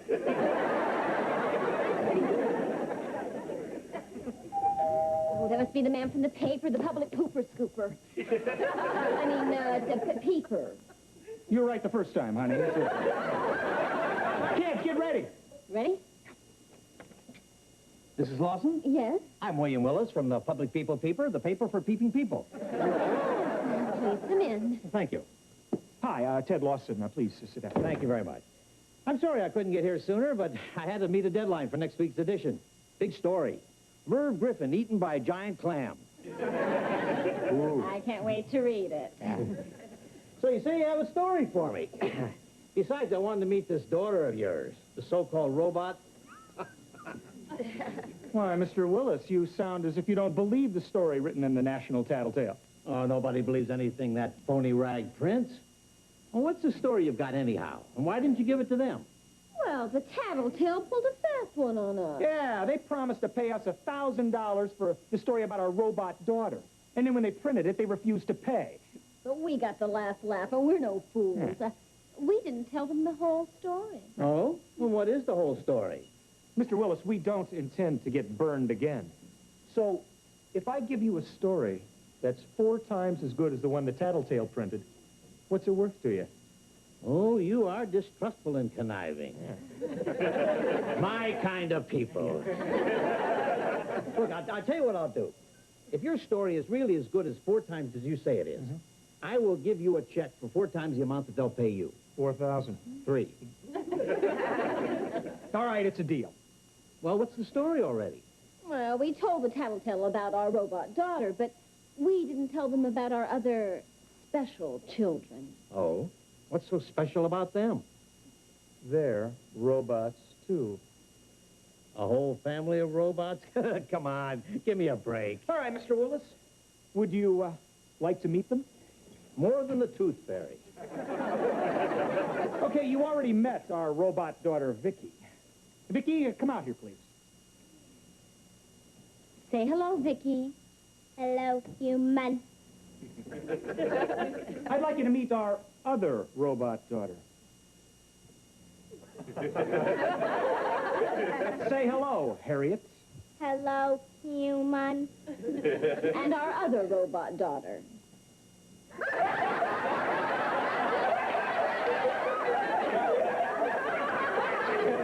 Say hello to Mina. Hello, human. And finally, our 4th robot daughter.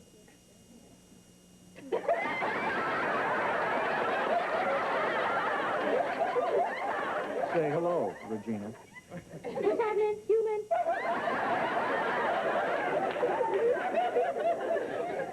Absolutely amazing, aren't they?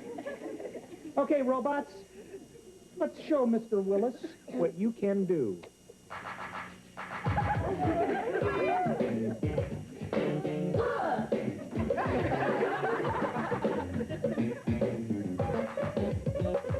My name is Vicky, you read about me, and I'm a robot, as you can see.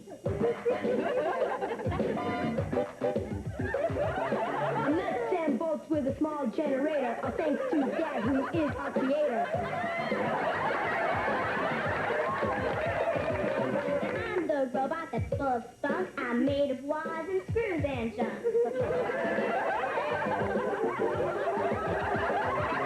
Get to dance and drive a move. I'm state of the art, so watch me groove.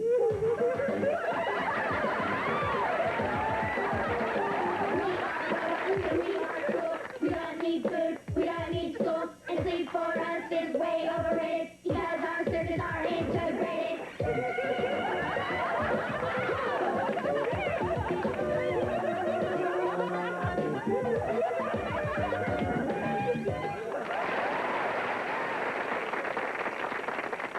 Oh, aren't they fantastic, Mr. Willis? Front page stuff, huh? Hey, I wasn't born yesterday. Robots can't sing and dance like that. What's that you say? Not satisfied. Want more for your money? You got it. Robots, take your positions.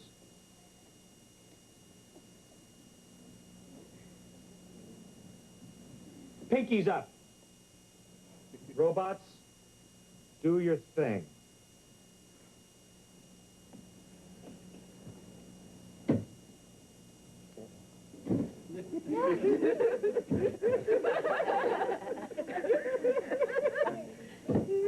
It's incredible. Well, admit it, Mr. Willis. No human kids could do that. You're right. Lawson, you've just knocked Merv and his giant clam off the front page. The headline's now going to read, Engineer Builds 4 Robot Children. Well, that's terrific. Okay, robots, drop the sofa. Drop the sofa. Hey, what's going on here? Hey, what? Nothing. What? You've got a hydraulic lift under here. What are you two trying to pull? Nothing, Mr. Hey, Willis. robots, my foot. These are real-life kids. What you talking about, Willis? So are you calling a real kid? Hey, how's this for a headline, Lawson? Tattletale lies. Robot daughter is a real little girl. Oh, I can't wait to stick it to that phony rag. Oh, I love you, you wonderful frauds. All right! Great, kid. And now our problem is finally solved. You know something, Jamie? What's that? You look kind of cute in that dress. You like a foul ass. Boy, you touched me and I hit you with my purse.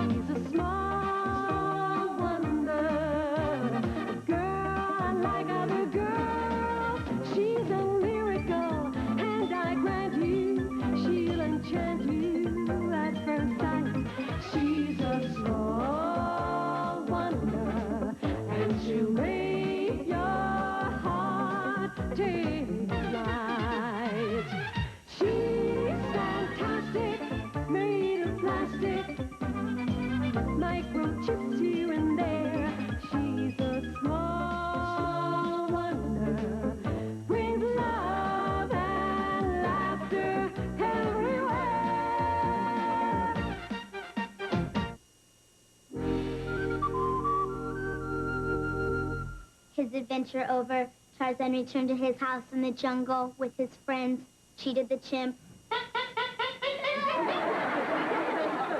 and Simba the lion,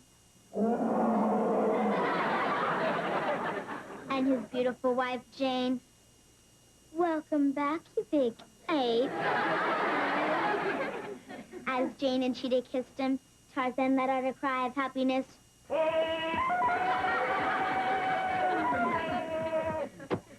The end. Thank you, Vicki. That was a very entertaining book report. Well, it looks like everybody but Jamie and Reggie have reached their reading goals in the Book It program this month. And as soon as they do the reports, the entire class will be rewarded by a big pizza party from Pizza Hut. Yeah! However, the idea behind the Book It program is for everyone in class to read books. And if Jamie or Reggie's reports aren't in by the deadline tomorrow, then the party's off. Aww. Hey, I've only got 10 more pages to read. I'll be ready. Yeah. Good. Will you be ready too, Jamie? Yeah, sure. Good. Okay, see you tomorrow, class. Hey, Jamie, you better have that report ready by tomorrow, or you're dead meat around here. Don't worry, I've got one little thing left to do. Yeah? What's that? Read a book.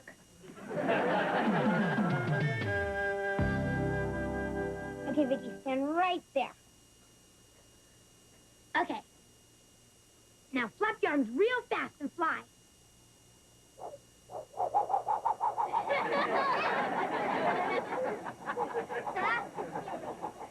Great. Everyone will think I'm a genius at special effects. Okay, come on down. If I should see what I think I saw, What'd you think you saw? Vicky hovering in the air like a hummingbird. Oh, that's great. It's an illusion. Special effects with my camera. I'm practicing to be a famous director like Steven Spielberg. Oh, then we'll be famous together, Jamie. I'm going to be a movie star. My drama teacher in school said I can make people believe I'm any character I play. And how about playing the Invisible Woman?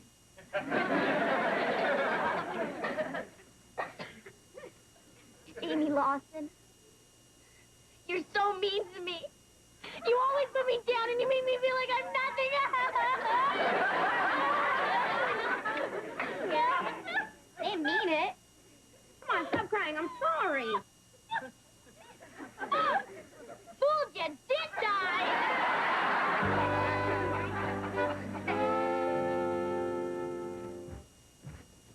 Hey, there's Dad.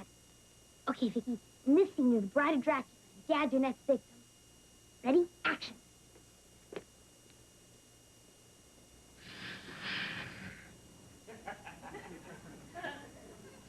I want to suck your blood.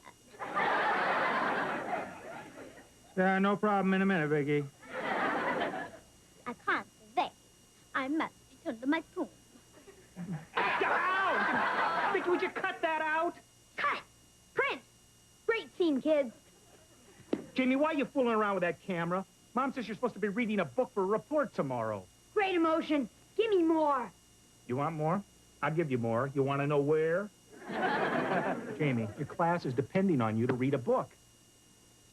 I know, but books are boring. Well, that depends on what kind of book you read. A book, Jamie, can let you use your imagination. It can take you any place in the world. It can take you into the future, into the past. It can let you be part of an exciting adventure. And it doesn't have commercials? Besides, if you don't read a book, no pizza party in class. Now, you don't want to blow that, do you? No. Then you can take Vicky to the party. Dad, I have to take Vicky everywhere. The guys in class will think I can't get a real date. Besides, she's a robot. She won't care if she has to stay home. Jamie Lawson, you're so mean to me. You always put me down. You make me feel like I'm nothing. I can't believe it. She's actually showing a human emotion. Fooled you, didn't I?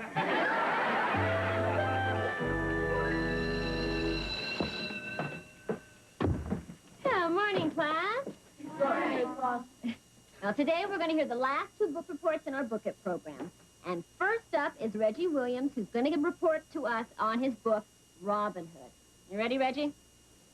Mrs. Larson, you said we can do our report any way we like, right? Right. Okay, I'm ready. Ladies?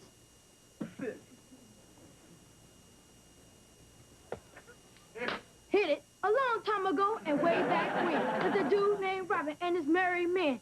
Sherwood Forest was their path. They did good by being bad.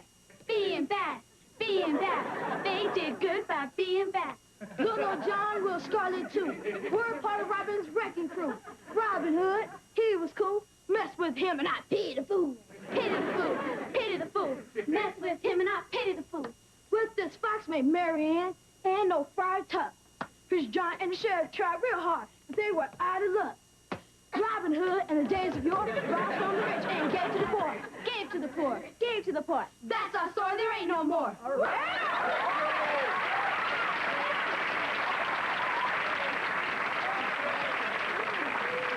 Thank you, Reggie. That was really, groovy. Well, one more book report to go and you'll get your big pizza party. Yeah!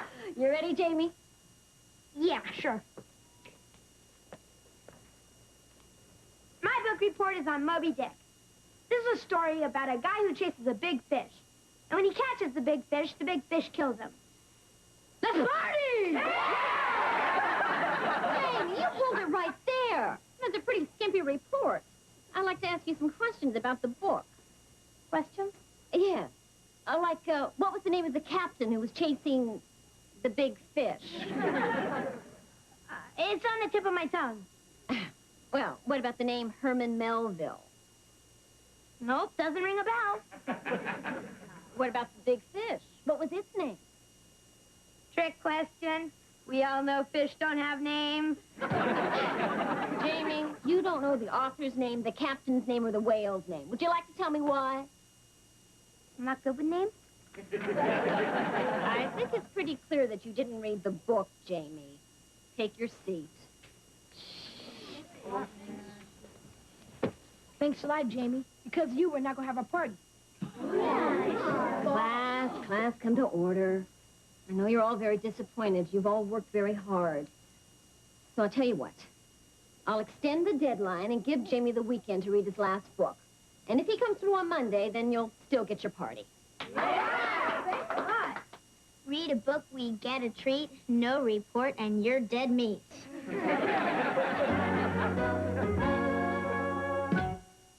Small Wonder will return after these messages.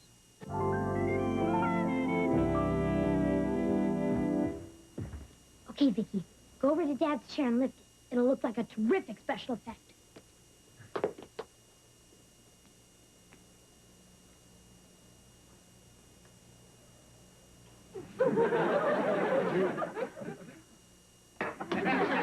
What's going on? It's for my special effects reel, Dad. Oh, no, Vicky, put him down immediately. Immediately. Jamie, what are you doing playing director instead of reading a book for class? Hey, Jamie, why is it so tough to get you to read a book? I mean, the mantle over there is full of good ones. None of them sound interesting. You can read any book you like. All right, how about my book? It's got excitement, mystery, intrigue. I don't know. Beautiful women. Beautiful women? You got him. What's it about, Dad? Well, it's about this private eye named Rick Savage who gets involved in this really tricky case. What kind of case? Well, one day, this blonde bombshell walks into his office and says, somebody's trying to kill me. And then what?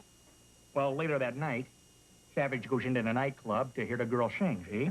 And then right in the middle of her performance, she... Wait a minute. You're trying to get me to tell you the whole story so you don't have to read the book, right? Hey, it was worth a shot. Okay, Dad, I'll read your book. Oh, that's better, Jamie. I mean, the class would get really mad at you if they lost that pizza party because you didn't give your book report. Some party. I have to take my own sister. Hey, you should be proud to take Vicky. Oh, she'll look adorable. Well, I'll get you that cute little dress that we saw in the budget store, Vicky. How about getting me that designer original we saw in Gucci's? Gucci's? Hey, it was worth a shot. Boy, this Private Eye Savage is really macho. Hey, saw the light under the door. It's after midnight. Why are you awake? I guess I lost track of time, Dad. Your book is so interesting, I can't put it down. It just goes to show you, reading can be fun. Yeah, and it'll make a great book report. We said we could give our reports any way we want, right? As long as it shows that you've read it from cover to cover. That's where I got the idea for it. From the cover. It says soon to be a major motion picture. And it's going to be sooner than they think. The book I read was Rick Savage, Private Eye, by Richard Leslie Johnson. And this is my report.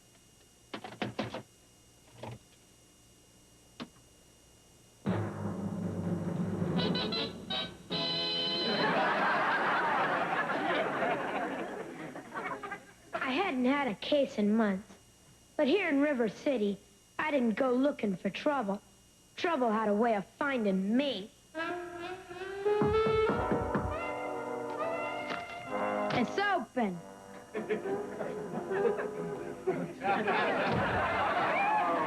Are you Savage? Only until I've had my morning coffee.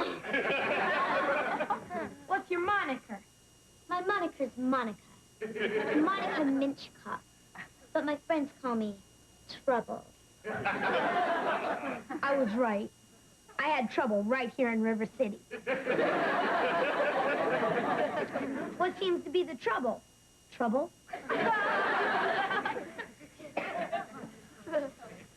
It's my husband, Felton. I think he's trying to kill me. What makes you think so, Dollface? This.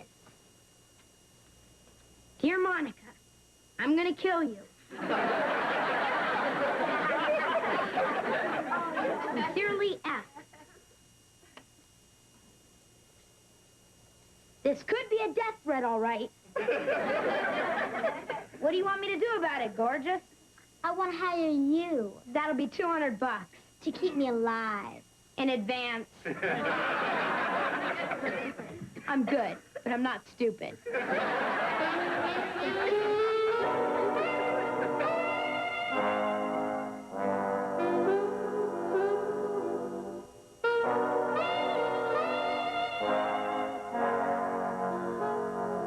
Monica told me to meet her at the Torchlight Club where she worked as a torch singer. She figured her husband wanted to bump her off because she was carrying a torch for an old flame. An arsonist named Tommy the Torch. If you ask me, the woman was playing with fire. Hey, Savage. Well, if it ain't good old Lieutenant Franklin. You're right. It ain't. It's Lieutenant Farmer. What you doing here, Seamus? I'm on a case, Flatfoot. Watch your gumshoe, or I'll pull your license, punch your ticket, and clean your clock. I got the feeling he didn't like me.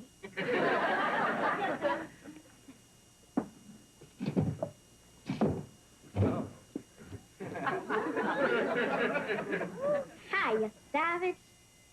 Well, if it ain't my favorite waitress. How you doing, Francine? I wish you had a name that began with an F. What can I get you, savage? The usual. Okay.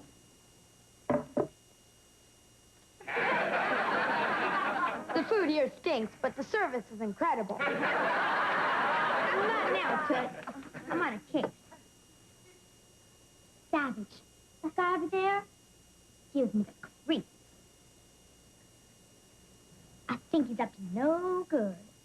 What makes you think so, gorgeous? I've been here an hour, and so far all he's ordered is a butcher knife. Don't worry, babes, I'll check it out. Hey, buddy, you mind telling me who you are? The name's Mitch. Felton Mitch. You wouldn't happen to be married to a songbird named Monica? Yeah, till death do us part. Better grab a seat, honey. Monica's about to do a number. And don't forget, sweetness, this place closes at 1. My place opens at 2.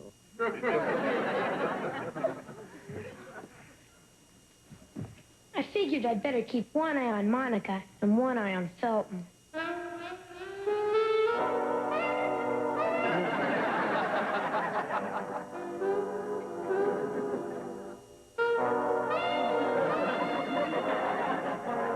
The heck with Felton.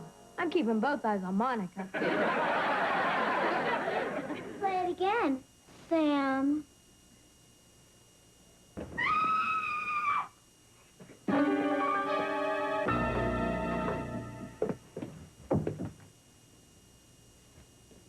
She's dead, especially in show business. He's looking at you, kid. You and you, take the body out.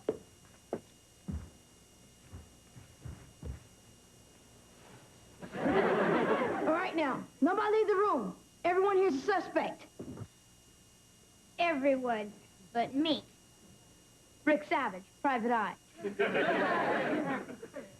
Monica gave me a death threat letter she got. Signed, F. So? That means you're a suspect, too, Lieutenant Farmer. That's ridiculous. I'm a cop. Well, then. Maybe it was her husband. Why'd you do it, Felton?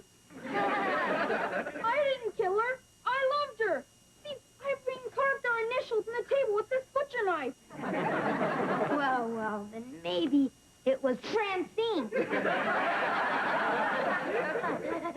Don't be a silly savage.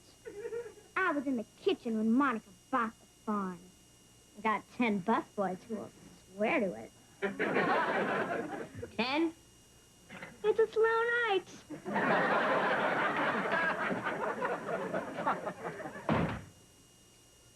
Hey, look, it's Monica. No, I'm Monica's twin sister from Savannah. She told me to meet her here tonight. I'm afraid you're a little late, sis. Monica just cashed in her check. Oh, no! There, gorgeous. By the way, you got a name? I'm Veronica. Well, that starts with a V. You're not a suspect. But my friends call me Fawn. As I looked into each of their faces, Farmer, Francine, Felton, Fawn, I suddenly knew who the killer was. Savage has solved another case.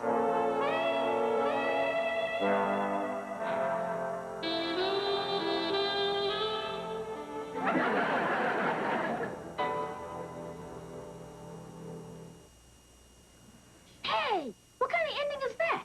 Jim, you just can't leave us hanging like that. Who does it? Y'all really want to know who done it? Yes. Gonna have to read the book. Good point, Jamie. That's what the Book It program's all about, getting students to read. And now that everyone has reached their reading goal, the pizza party is on. Now this is gonna be a great party. Yeah, sure. I gotta take my own sister. No, you don't. I already have a date. Oh, yeah? With who? Phil.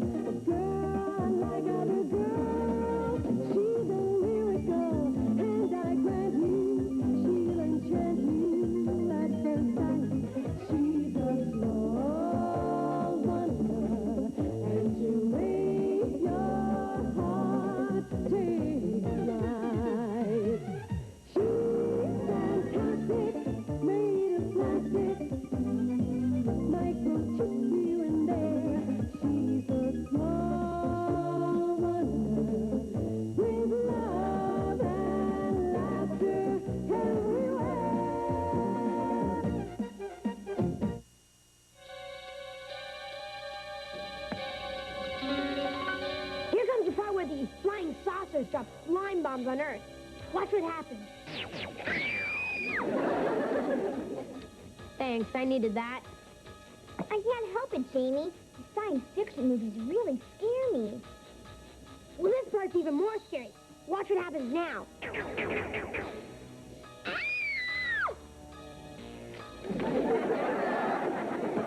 See, it scares Vicky, too. You know, my dad says stuff like this could really happen. Your dad says a lot of dumb stuff. Who told you that? My dad. My dad's a real nut about flying saucers. He says aliens could land any day, and he's an expert on the subject. I know what makes him a nut, but what makes him an expert? Well, I better be going. Jamie, you should be more open-minded about strange aliens visiting. I am open-minded, Harriet. And thanks for visiting. Hi. Bye. So, guys, the popcorn goes in your mouth. Where's the sofa?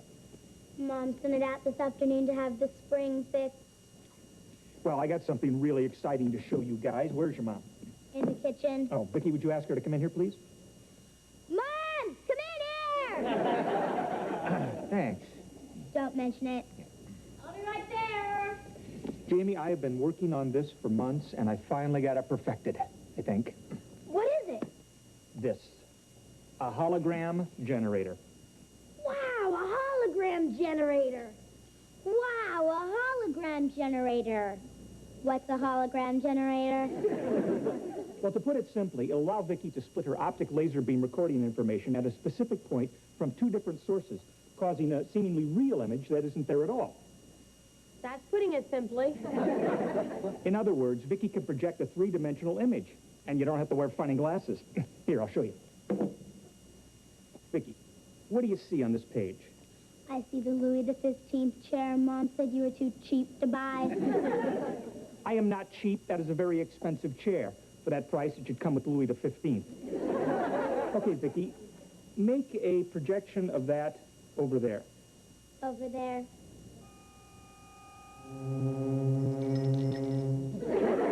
It's incredible. Hi, honey. Oh, the Louis XV chair I wanted. Wonderful, extravagant man. Joe, no, it's... Oh, you shouldn't have. He didn't.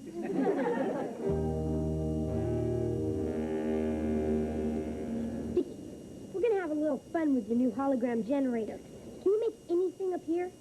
Anything I've seen. Hi, Lumberlump. Can I come over? No, Harriet. I'll be right there. I got an idea, Vicky. Can you make a hologram of that flying saucer we saw on TV last night? Yes, Loverlump. Okay, when I give you the signal like this, I want you to make it appear over the yard. And make the sound, too. We're gonna play a trick on Harriet. Yeah. Hi, Vicky. Hi, Cuddle Bunny. Hi, Harriet. I'm glad you're here. You are? Why? Well, we're neighbors, and neighbors should be friendly.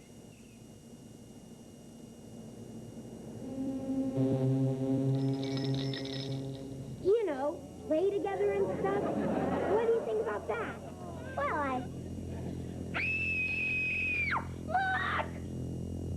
Wow, a little flying saucer. Wow, a little flying saucer. Harriet, was that you that screamed?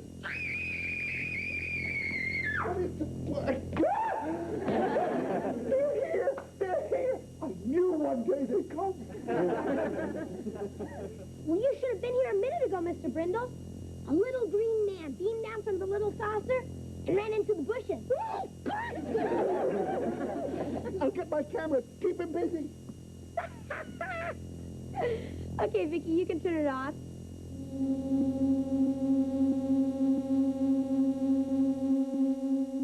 Boy, I sure burned their buns on that one.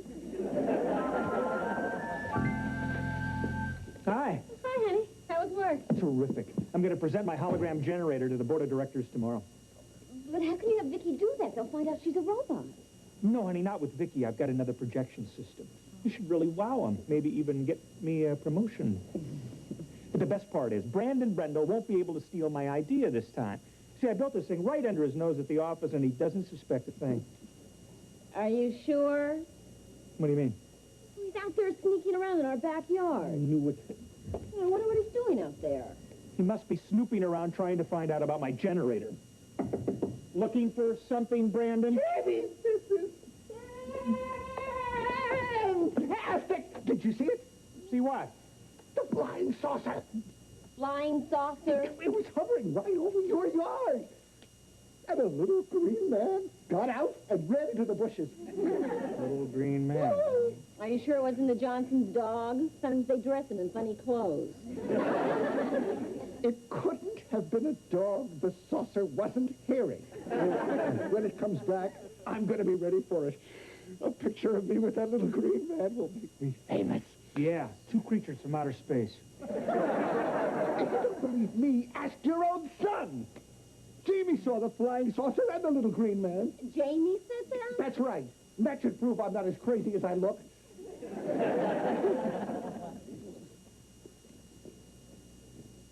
Well, what do you think, Ted? I think I smell a little teenage rat at the bottom of this.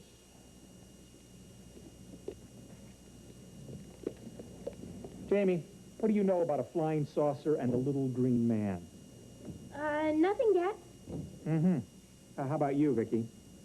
If you mean the little flying saucer with the flashing lights and the little windows, I didn't see it.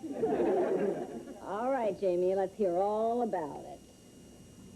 Well, I told Vicky to make a flying saucer using her hologram thing. Played a trick on Harriet. By accident, Mr. Brindle saw it, too. Jamie, do you know what you've done? Now Brandon thinks there's a little green man running around here, and he's going to keep on snooping. And he just might stumble on your dad's new project. Can't we just tell Mr. Brindle there is no little green man? That wouldn't do any good. He's already seen the flying saucer. Yeah. And now we're going to have to arrange for him to see the little green man, too. Are you serious? I sure am. And as soon as he sees it, we'll have it zoom off into space forever.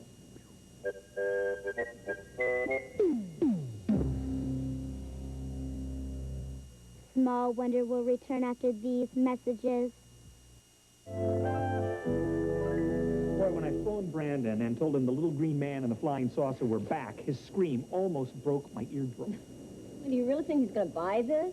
Well, you sure bought it when Vicky did her hologram trick and made the flying saucer appear the first time. Yeah, and if he thinks the little green man's gone forever, then maybe he'll stop snooping around here. And he won't accidentally discover my project.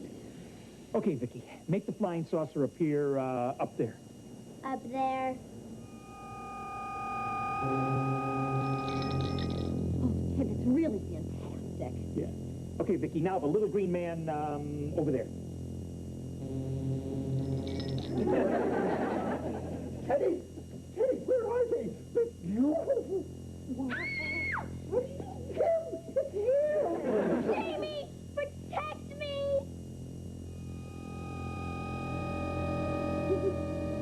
Look, he's going back into his spaceship. No!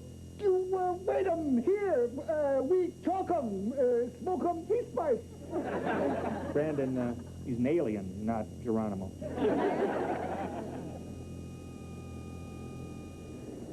It's gone. Oh, no! I forgot my camera. Now I'll never be able to prove that I actually saw a flying saucer. Well, the important thing is that you know you made contact with an alien being. You're right. You're right. I have actually had a close encounter of the third kind. And I'm having a close encounter of the best kind.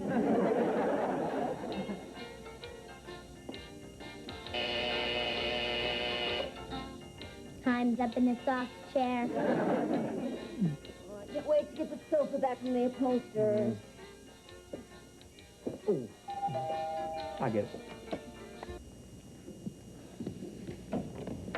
Teddy, hi. There's somebody I want you to meet. This is Colonel Carl Kramer, United States Air Force. Air Force? Evening. Nice to meet you. Please, come in. I'd like you to meet, this is my wife, Hi. Joan, this is my daughter, Vicky, and this is my son, Jamie. Troopers? Hello, fly boy. So, what can we do for you, Colonel? Well, Colonel Kramer is here at my invitation to investigate my UFO sighting. Oh, well, that, I don't know what there is to investigate, Colonel. I mean, that UFO is gone. Probably halfway to the Milky Way by now. With the little green man. Well, while the supposed little green man was here, did anyone talk to him? Mr. Brindle did. Oh? What did you say? He said, no, you wait 'em, we talk 'em, we smoke 'em peace pipe. Make up your mind, Brendel. Was it a little green man or a little red man? No. It was a little green man. They'll tell you. Little green man. Jamie, why don't you take Vicky into the kitchen, finish her homework? But I already finished my homework. He's trying to get rid of us, dummy.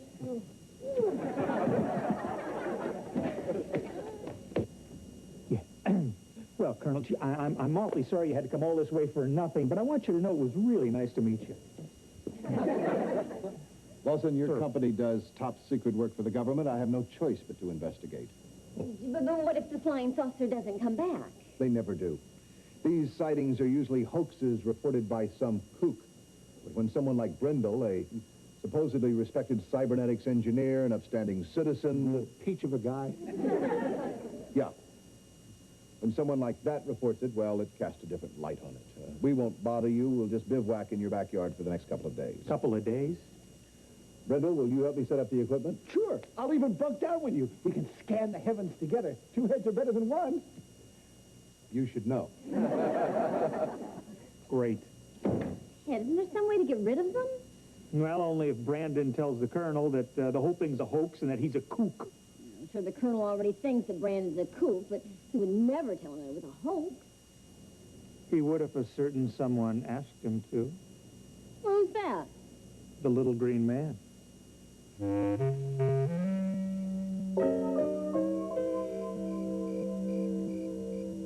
You know, Colonel, I finally figured out why the Martians keep coming back to our planet. You want to know why? I'm sure you're going to tell me. They come here for fish. Fish? Fish. Boiled fish, fried fish, fish on a stick, you name it. You want to know why they come here for fish? No. Because there's no water on Mars. Did you ever suppose that the reason they come is to take showers?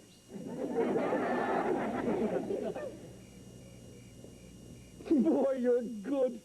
No wonder you've got all that fruit salad on your chest.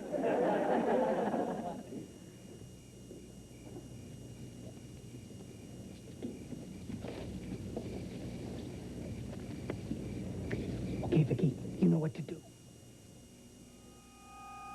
You know, Colonel, it is just possible that maybe some...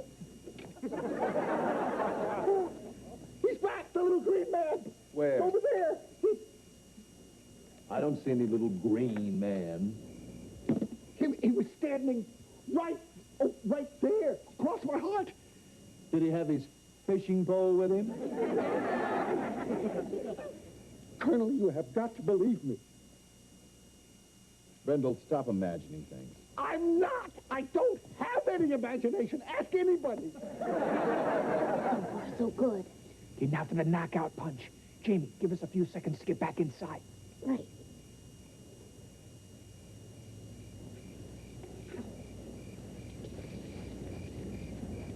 Mr. Brindle? Dad said he wanted to talk to you. It's very important. Not now, Jamie. The Colonel and I are soldiers together on this mission. It's okay, soldier. But, Colonel... Chin, hut. Face. Forward. March. Hut, hut, hut, hut, hut, hut, hut. What a weenie. What is it, Teddy? Make it fast, huh?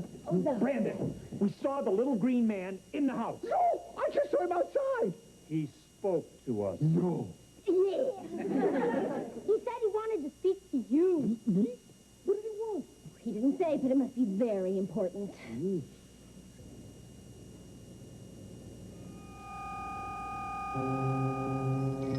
Look, he's back.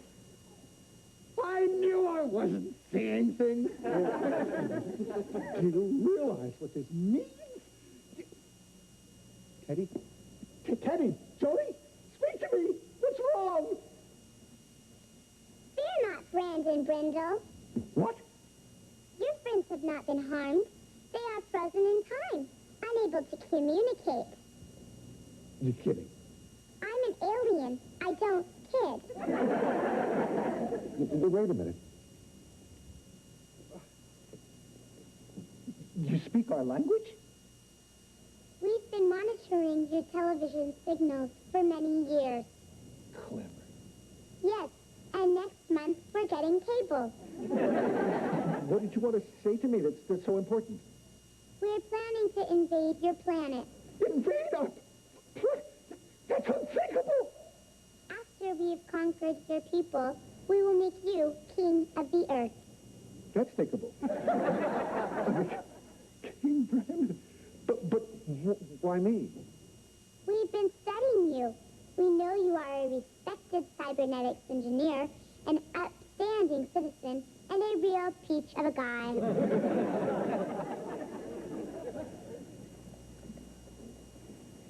Me, Brandon Brindle, king of the earth.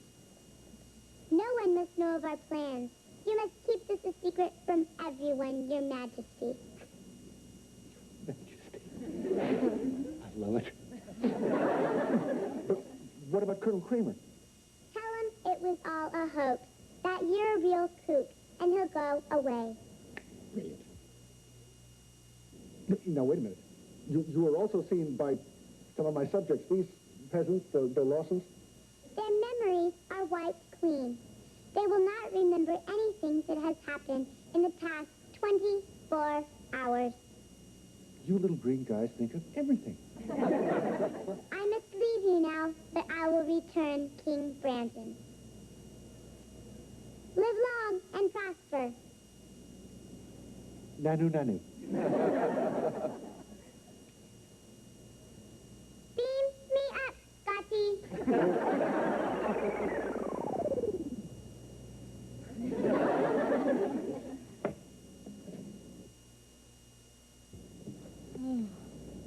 Brandon, what are you doing here?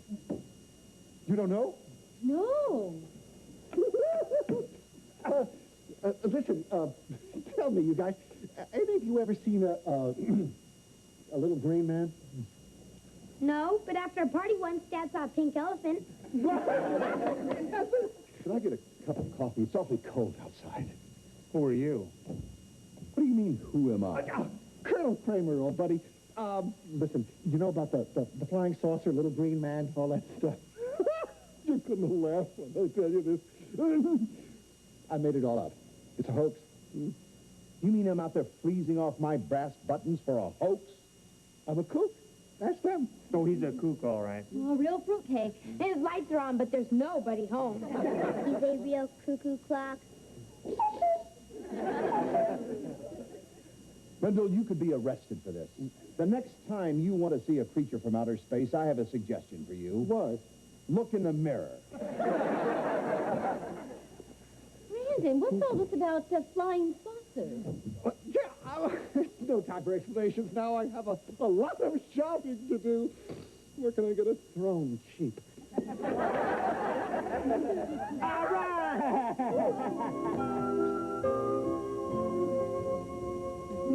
Morning, Vicky. Morning. Oh, look, the sofa's back. Hey, great. When did it arrive? Early this morning. No more sore behind. Let's try it out.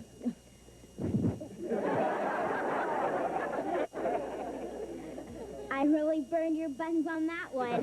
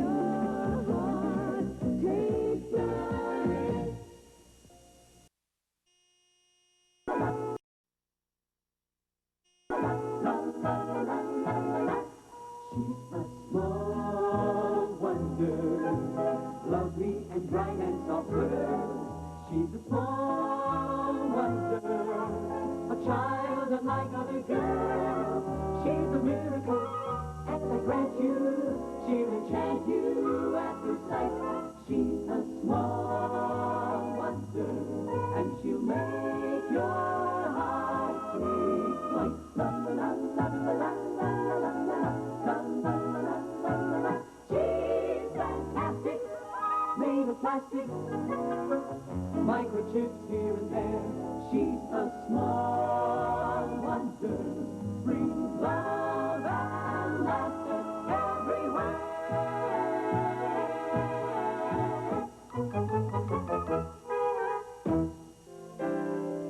Mom, Dad, here's a TV show the whole family can enjoy. Oh, what's that? The Slime Mutants from Saturn. It's about a bunch of dirty space creatures who come to Earth and leave a ring around the planet. Oh, let's see what else is on. Here's the bowl of popcorn you asked for. Thanks, Vicky. Vicky, you have to pop it before we can eat it. Thanks, Jamie. Pop it.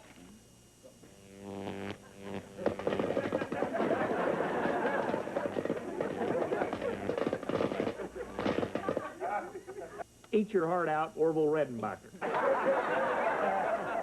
ow, ow, ow, ow, ow, ow, ow, ow. Oh, see who's at the door, please, Vicky. And remember to look through the peephole first. Look through the peephole first. Well, who is it, Vicky? Harriet's outside. That's a good place for her. Vicky, let her in. Hi, Vicky. Hi, everybody. Hi. What are you doing? Oh, just getting ready to watch some TV, Harriet. Can I watch too? I can't watch it at home. What's the matter? Is your set broken? Yeah. My mom threw it at my dad. Sure, Harriet. We'd love to have you watch TV with us. Yeah. Love to. Jamie. What did he do?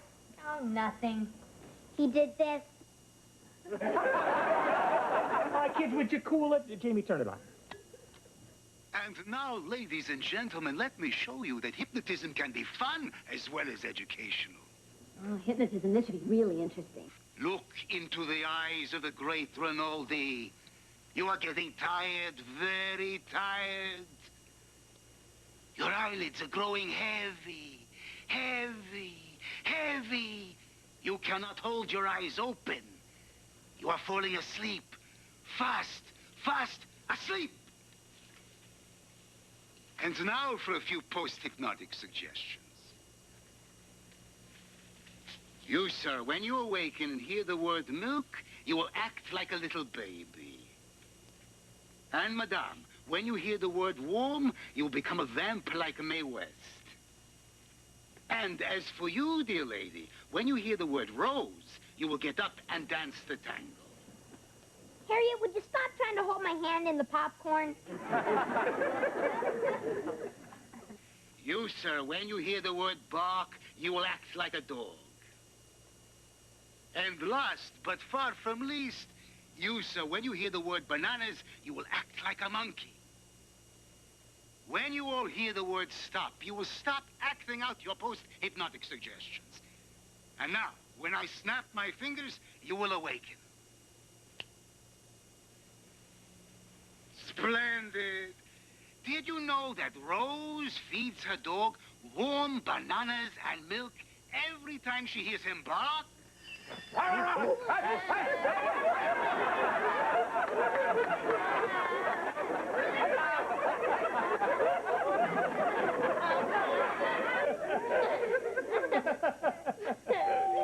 I'll get it.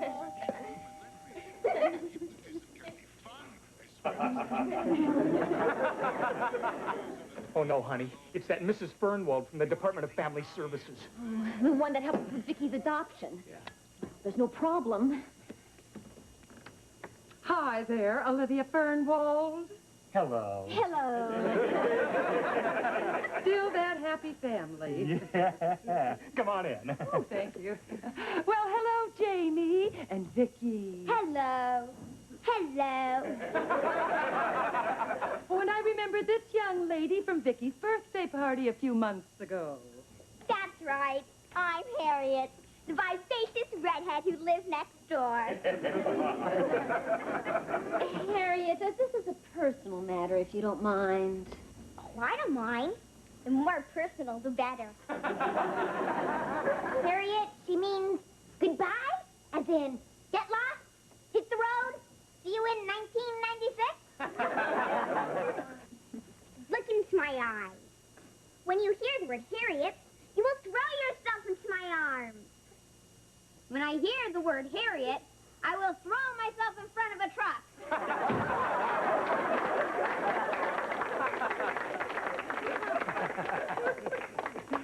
To what do we owe this pleasant surprise, Mrs. Fernwell? I've come on a mission.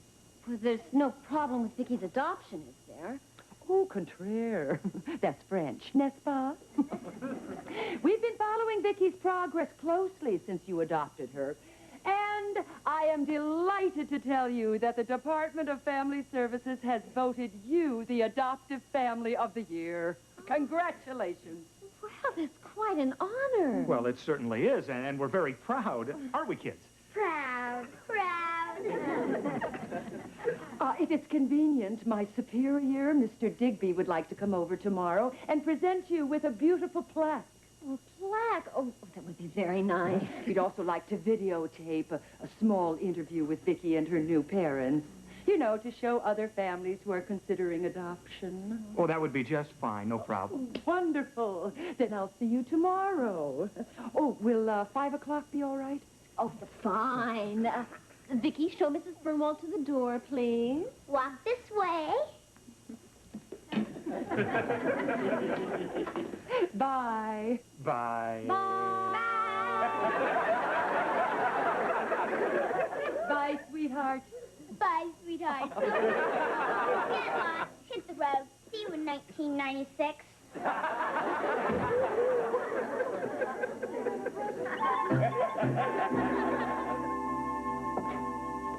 Hi. Oh, Chinese egg rolls, my favorite. Oh, don't you dare, Ted. Those are for when the guests come. If you want to make yourself useful, you can get down 5 plates for the hors d'oeuvre. 5 plates? Why don't I make it 6? Why 6? Because with 6, you'll get egg roll. No, you don't. I'll get my own plates.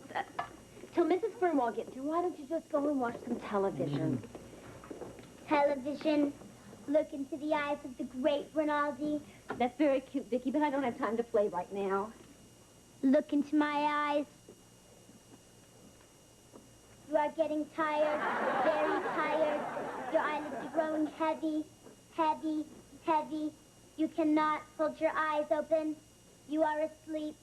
Vicky, take this train. When you hear the word warm, you will become a vamp like Mae West. And when you hear the word stop, you will stop it. When I snap my fingers, you will awaken. Take this train to the living room, please. Straight to the living room, please. Thanks.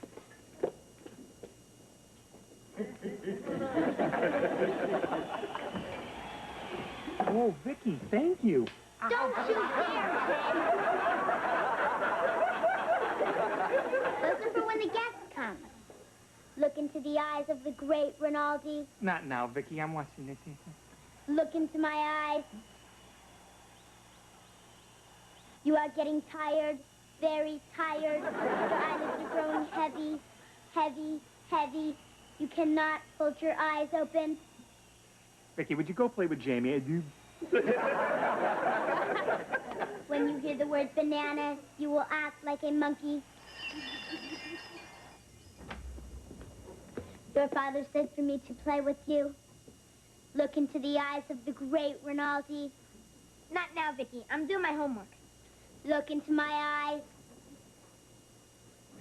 You are getting tired, very tired. Your eyelids are growing heavy, heavy, heavy. You cannot hold your eyes open. Really, Vicky, When you hear the word milk, you will act like a baby. Hypnotism can be fun as well as educational. You touch those egg rolls, Ted. Honey, I only had one, honest. That must be Mrs. Fernwald. I'm sorry, honey. I couldn't help tasting them while they were still warm. Warm? Yeah. Oh. How you doing?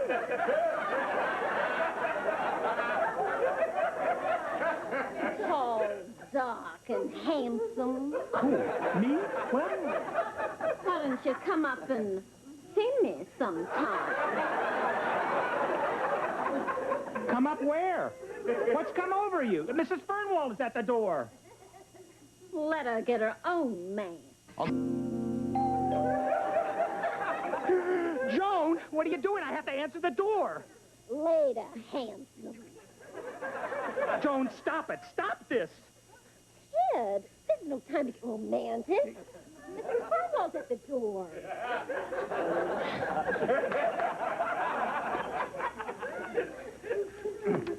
Oh, you are here. Well, this is Mr. Digby, our Director of Family Services. These are the Lawsons.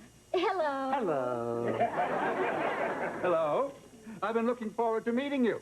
From what Mrs. Fernwald has told me, you're a very special family. Oh, well, I don't know about that, but we're very excited about receiving this award from you, Mr. Digby. You should be. Oh, and these are our children. This is our son, Jamie, and this, of course, is little Vicky. This is Mr. Digby. Hello. Hello. House on a tilt.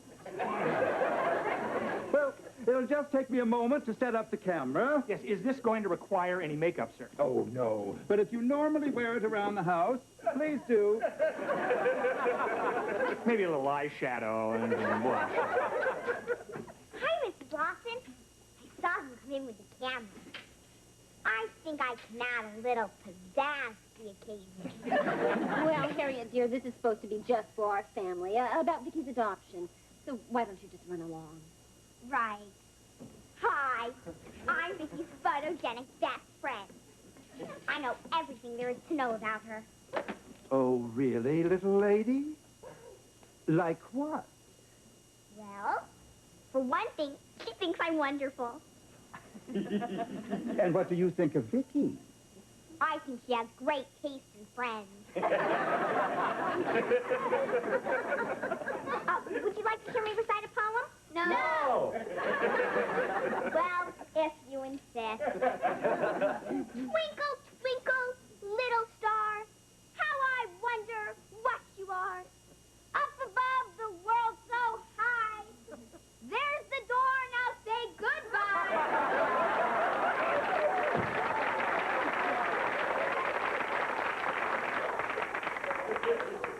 Unusual child, isn't she? Well, now that everything has returned to normal, shall we have some refreshments? Vicky, go get some coffee, please. The coffee. An egg roll, Mr. Digby. Thank you. Mrs. Fernwald?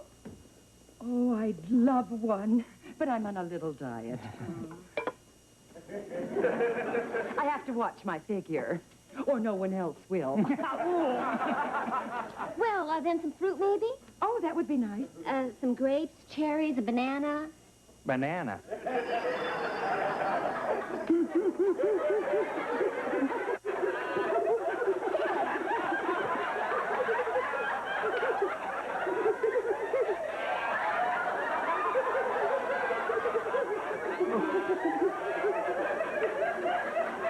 You chose this monkey to be Father of the Year?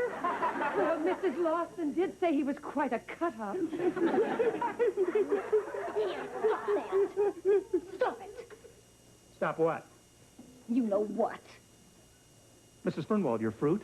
Oh, could I have a glass of water instead? Of course, I'll get it for you. Oh, don't trouble yourself. No, I'll have Vicky help me. Oh, Vicky, could I have a glass of water, please? A glass of water. Oh, isn't it exciting, Vicky? Just think, after we tape the interview, you will be able to see it on your own television set. Television. Look into the eyes of the great Rinaldi. I beg your pardon, dear. Look into my eyes. You are getting tired. Your eyes are growing weary. You cannot hold your eyes open. And as for you, dear lady, when you hear the word rose, you will get up and dance the tango. almost ready, folks. Oh, can I help you there, Mr. Digby? Oh, yeah. Would you just hold this here? Dad, can I have an egg roll? Have a grape, they're healthier. Okay. That's an egg roll. You're kidding. I guess we better have my eyes checked. Yeah, give me one of those grapes. I should alert you, Mrs. Lawson, that when I turn these camera lights on, it's liable to get a little warm. Warm? Oh. Why don't you come up and see me sometime? I beg your pardon. You're quite a hunk. Mrs. Lawson! Dad, how much do we really know about Mom? Mrs. Lawson, stop this! Stop what? Joan, dear, what has come over you? Hey, I'm sorry about that, Mr. Digby. Sorry about what? Joan. Now then, shall we get started? The sooner we finish, the better. Oh, no. I left the videotape cassette in the car. I'll be right back. Oh, this is going to be such fun. Fun. Hypnotism can be fun as well as educational. Rose feeds her dog warm bananas and milk every time she hears them bark.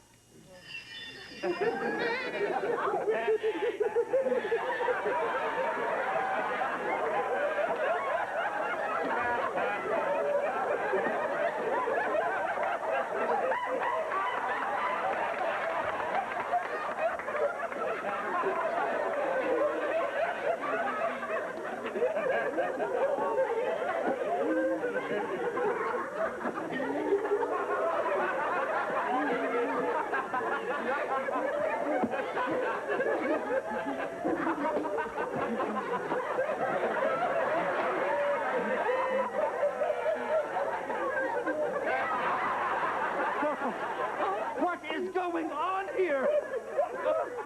You've all gone crazy! I am not your dada! You can run, but you can't hide, big boy.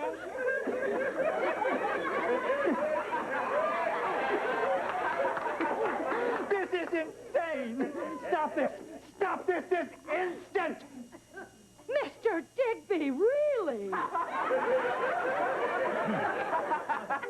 May I ask, sir, what you are doing with my wife? Me? She did this? You're all wacko. Whatever are you talking about? Don't play innocent with me. You were just dancing around the room with this flower in your mouth. And you, acting like a monkey, while your son here was pretending he was still in diapers. Not to mention this brazen hussy. You're a fine example of family of the year. This all sounds very familiar. I am the great Rinaldi. Look into my eyes. You are getting sleepy. That's it. We saw this on television last night. Yes, yes. Vicky was watching with us. Well, if what Mr. Digby says is true, then Vicky must have hypnotized all of us into acting that way. Oh, is that possible? With Vicky, anything's possible. Well, in that case, we have nothing to worry about. Mr. Digby's bite is not as bad as his bark. Bark?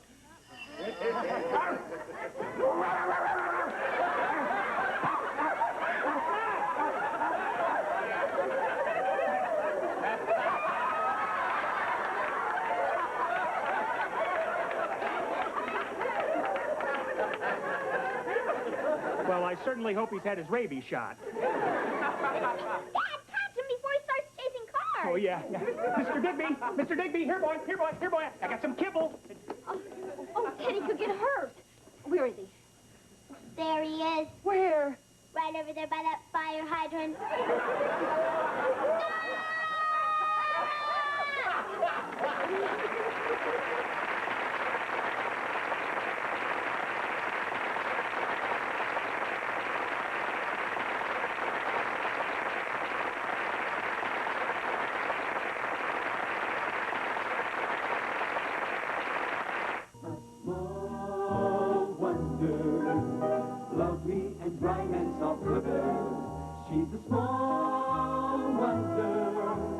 child unlike other girls. She's a miracle, and I grant you, she'll enchant you at first sight. She's a small wonder, brings love and laughter everywhere.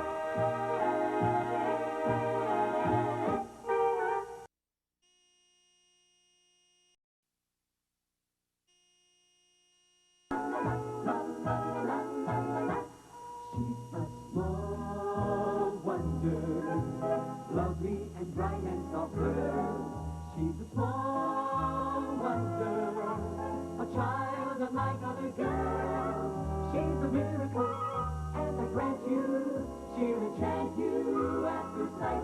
She's a small wonder, and she'll make your heart take flight. La la la la la la la la la la la la la.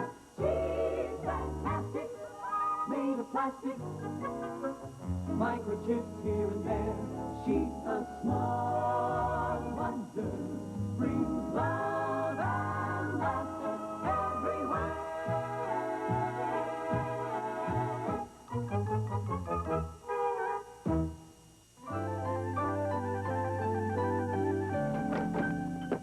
Hello? We're back from shopping. Is anybody home?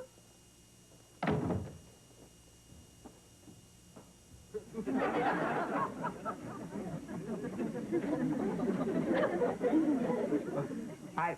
Oh! Don't worry. It's only me, Jaws. Just when I thought it was safe to go back in the water. Well, I just thought I'd check this stuff out before we go on our company convention to Bermuda. Oh, look at this. I bought the cutest swimsuit for our trip. Hmm? Oh, honey, thanks. I'll look adorable in that.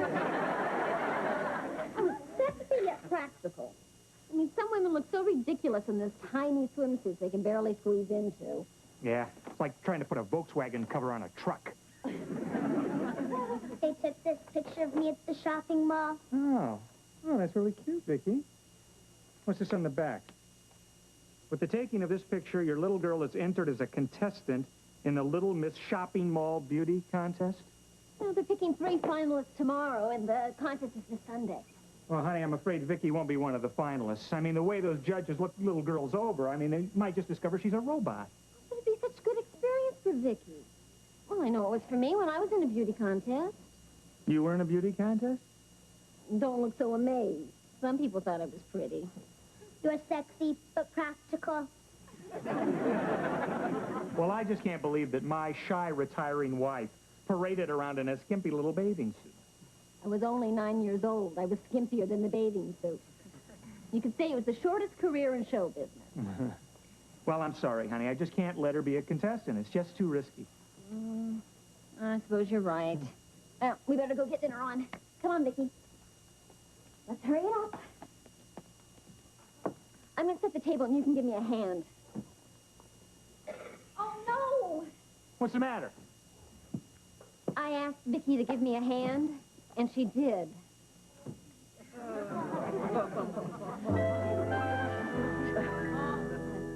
Oh, great. Lasagna, honey. Oh, thanks. But you ate too much.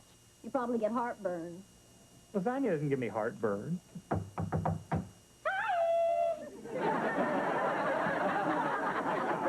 That gives me heartburn. Hi, I'm here to see your mom. And I'm here to see Jamie. You're in luck. You're out of luck. Jamie's spending the weekend with his friend, Reggie. But I told him I had the whole weekend planned for him. That's why he's spending the weekend with Reggie. What can I do for you, Bonnie? Oh, I just dropped by to show you this lovely swimsuit I got for our company trip to Bermuda. Isn't that going to be kind of revealing for you? Well, you know what they say about vacation. You're supposed to relax and let it all hang out. You'll be able to do that without relaxing. Mom, that's my swimsuit. Oh, yes. How silly of me. Here's mine. I brought Jamie this picture of me. Will you give it to him? He can keep it next to his heart. That'll give him heartburn. turn. A professional photographer took that while we were shopping. Our Harriet is entered in the Little Miss Shopping Mall contest. You know, they took a picture of Vicky in that contest, too. Oh, Joni, why waste your time? What, with Harriet in the contest, she doesn't have a chance. I mean, look at this gorgeous red hair as opposed to Vicky's mousy mop. Mousy mop? Well, look at this face. Smile for him, honey. Is that a winning smile? And Harriet has such presence. When she talks, people listen. Mommy, cool it, Mommy's talking. So, if you want Vicky to learn about losing at a very tender age, go ahead and enter her in that contest. Oh, honey, show them that winner's bow that I taught you. Oh, no, honey, like this. Come, my little beauty.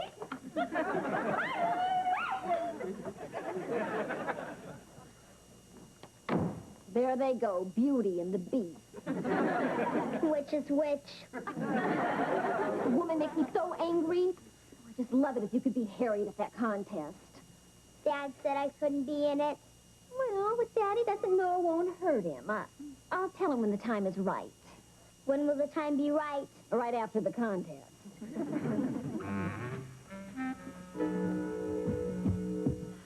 Vicky, just in case you're picked as a finalist today in that contest, I want to show you how to walk.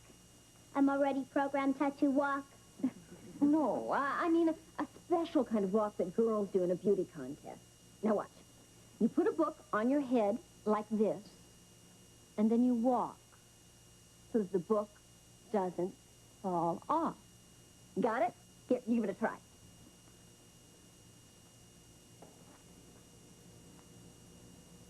That's it. Oh, beautiful, Vicky. Graceful. Now turn without the book falling off.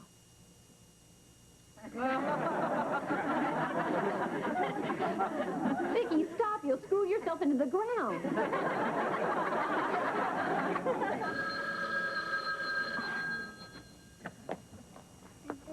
Oh, wait a minute. Where are your manners? Let's sneak a peek first.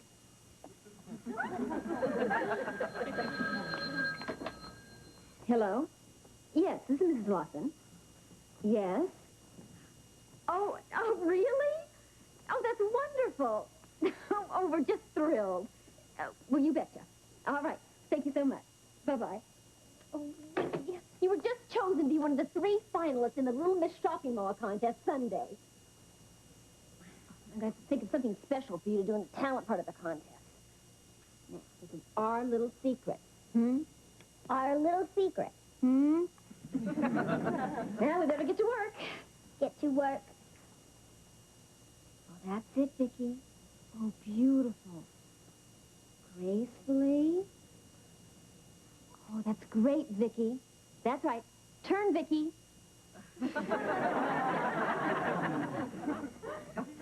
Oh, are we in trouble? You can't even walk without bumping into the furniture. Mom, I'm built for speed, not accuracy. She's not gonna beat you in that contest, kiddo. You go on home and Mommy will take care of it. Oh, boy. Going to do something sneaky? Well, of course. What's a loving mother for? Sit straight back, nice and poised. Hi. Loved ones home. Stop, Vicky. What's going on? What you don't know won't hurt you. Fooling around, honey. Vicky's practicing being a bookcase.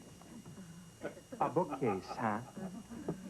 Wouldn't have anything to do with that beauty contest, would it? It's our little secret. I thought so. Ted, keep an open mind. Don't say no until you've heard the news. Okay, what's the news? The people from the contest just called, and Vicky has been named one of the 3 finalists. Yeah? Now I'll say no. Go to your cabinet, Vicky. That was the shortest career in show business.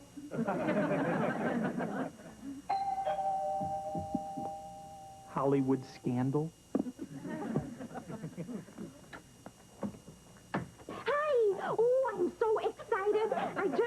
over to tell you that my beautiful Harriet has been chosen one of the finalists in the Little Miss Shopping Mall contest. Oh, really? Well, it just so happens that Vicky was, too. Oh, yes, so you overheard. So they told me. Well, relax, Bonnie. Vicky won't be giving Harriet any competition. Oh, well, that goes without saying. I'm sure that you're very excited about that wonderful company trip to Bermuda. Well, of course we are. And you just hate to kiss it goodbye, which you could do if Vicky's in that contest. Bonnie, that sounds like a threat. Oh, no. Just consider it a friend pointing out what could happen. You know, my husband, Brandon, he's just desperate for Harriet to win that contest, and he is your boss, and he just might do something silly. Like when he married you. No!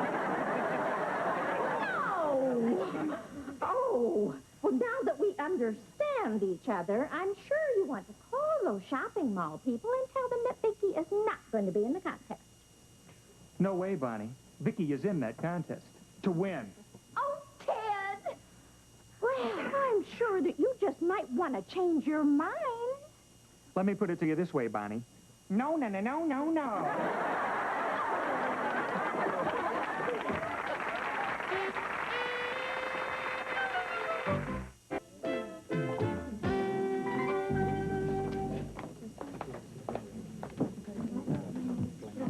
This is gonna be great. Mom, I'm kind of nervous. I guess I'm glad Dean's not here to see his woman sweat. I hope I don't blow it.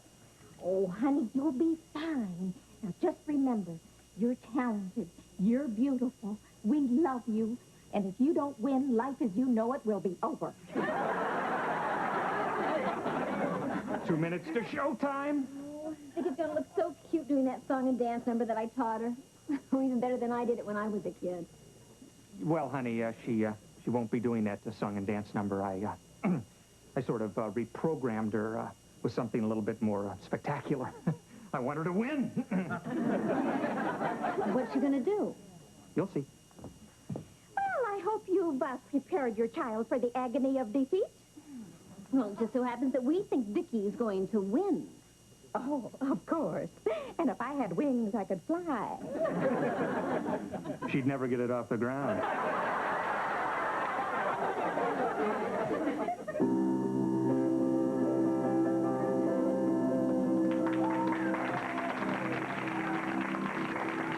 Ah, yes. Thank you. I'm Louis Sparks, your master of ceremonies, and welcome to our Little Miss Shopping Mall contest. Oh, I just got back from Las Vegas. It's the only place in the whole world you can arrive in a $10,000 car and leave in a $300,000 bus. But they got a new slot machine there now. Takes unemployment checks. These are the jokes, folks. That's the last joke I'll ever buy from Jack Palance. But enough of this bombastic hilarity. It's time now to meet our wonderful 3 finalists, and here they are.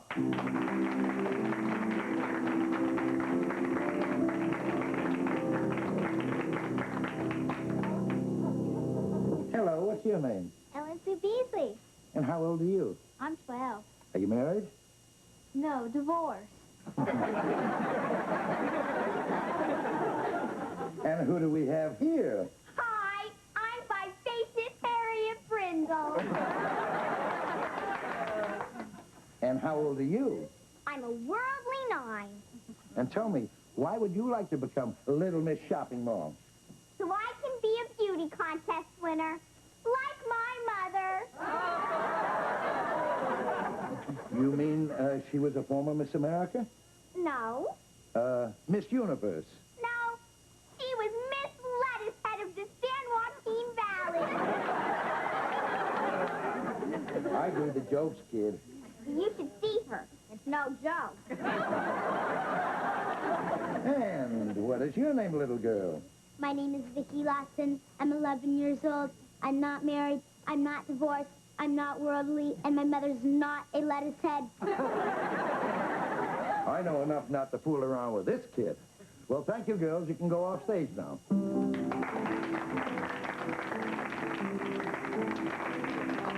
Well, comes time now for our talent competition. And leading off with a fantastic rendition of the Saints Go Marching In, Ellen Sue Beasley.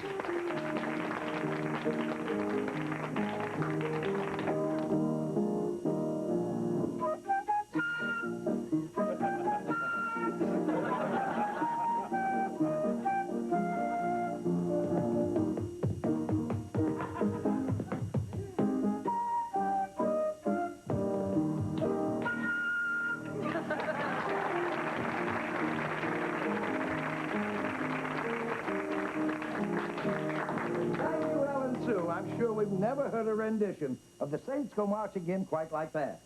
She really rendered it. And now, to dance her way right into your hearts, contestant number 2, Harriet Brindle.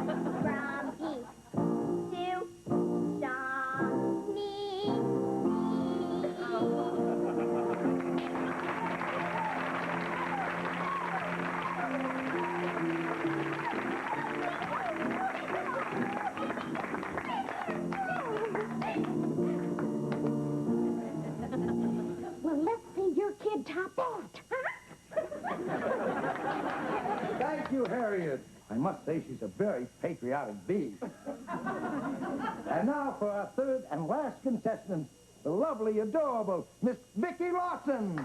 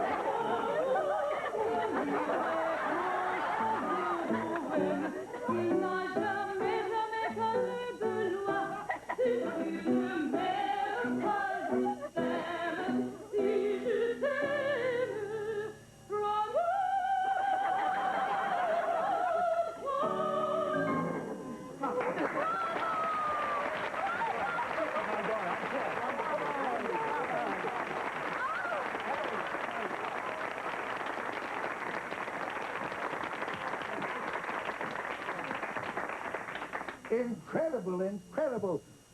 She sings like a bird, and she's only 11 years old. Yes, she's a minor bird. A minor bird. Well, let's have the other girls on stage here now with the judge's decision. Come on out, girls.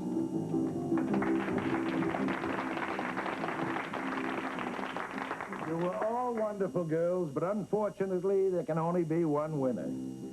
So let's see who the judges choose. The envelope, please. And the winner of this year's Little Miss Shopping Mall contest is Ellen Sue Beasley. Ellen Sue Beasley? We'd like to congratulate Ellen Sue on her victory and also congratulate her parents who happen to be the owners of this beautiful shopping mall and also are the judges.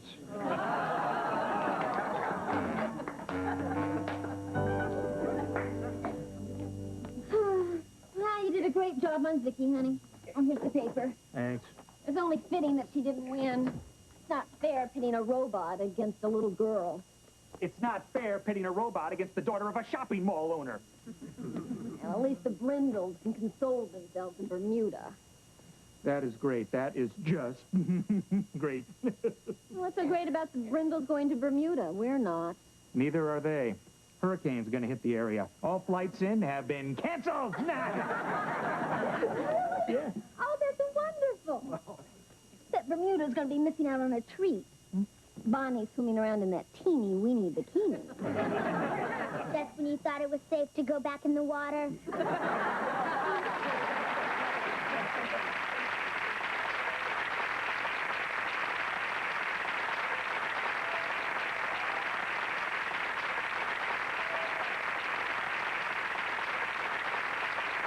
Small wonder, lovely and bright and soft pearls. She's a small wonder, a child unlike other girls. She's a miracle, and I grant you, she'll enchant you at first sight. She's a small wonder, brings love and laughter everywhere.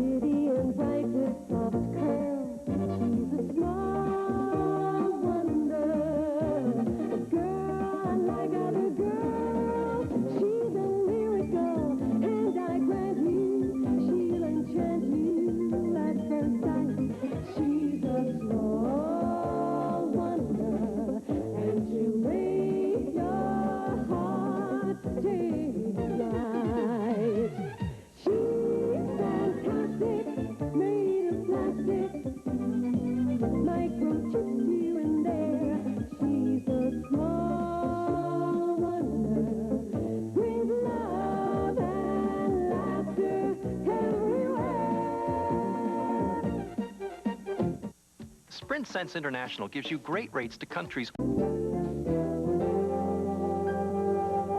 this is backwards work. There's got to be a better way to get rid of these leaves. A better way to get rid of these leaves.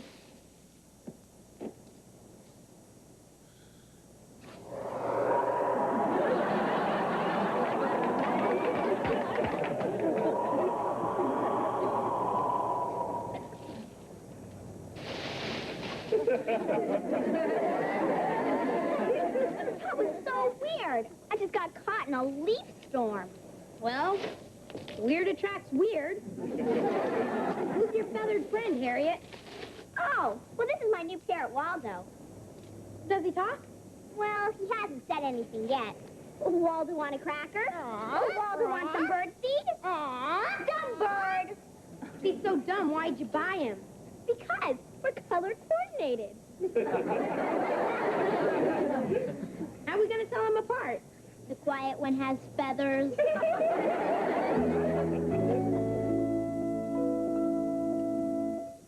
Hi. Ryan. Joni, I'd like you to meet RAM class. RAM class? Yes, it stands for Random Access Multiple Concurrent Linguistic Analytical Sequencer. Oh. Hi, RAM class. Hope you like meatloaf. It's my latest modification for Vicky. I'll show you how it works after dinner. Hey. Honey, you are in love with a genius. I am not. You're the only man in my life. Anyway, I got another surprise for you. Remember that big charity ball that my boss, Harold Jennings, sponsors? Yeah, the one that we can't afford to go to because it's $500 a person? That's the one, and we're going. What? Well, That's $1,000 for the two of us. Do you have a separate bank account that I don't know about? Joni, everybody on the organizing committee gets in free, so I volunteered. Great. You.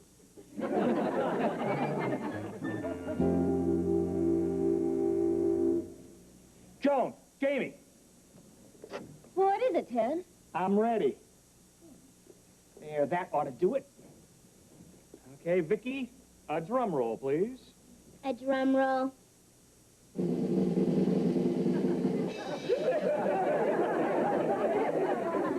Thank you very much. I have now installed RAM class in Vicky. What's RAM class? Oh, it's a new kind of gadget for robots. A gadget, it's a translator. With RAM class, Vicky can understand any foreign language and instantly translate it into English. That's fantastic, Dad. Joni, you know a little French. Say something to Vicky. Okay, let's see. What does this mean, Vicky? La plume de ma tante est sur la table. The pen of my aunt is on the table. That's right. I bet that comes up a lot in conversations. Okay, Vicky, try this. Wie geht's? What's happening, bro? She even speaks school German. Oh, Ted, that's incredible. But what are you going to use it for? Well, one of the reasons I created Vicky was to help children with learning disabilities. And with RAM class, robots can help kids no matter what language they speak. I got a real test for her, Dad. Let's see if Vicky can translate the Spanish language station on TV. Good idea.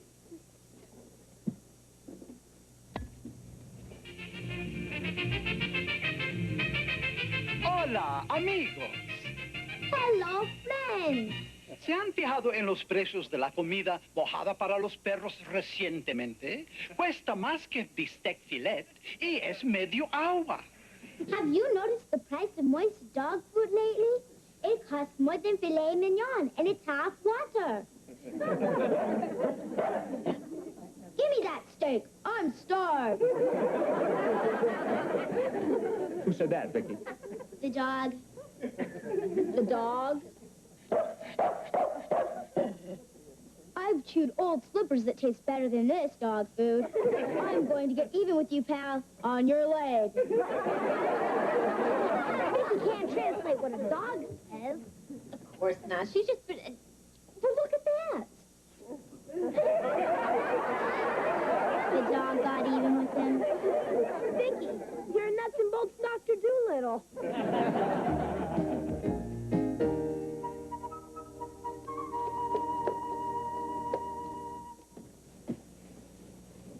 Joan, what are you doing? The house is spotless. We have nothing to be ashamed of in front of the Jennings. I don't want to take any chances. Cynthia always makes me feel like she's Gucci's and I'm a swap meet. Mr. Spot.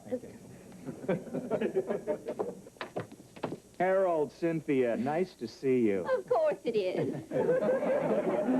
Please come in.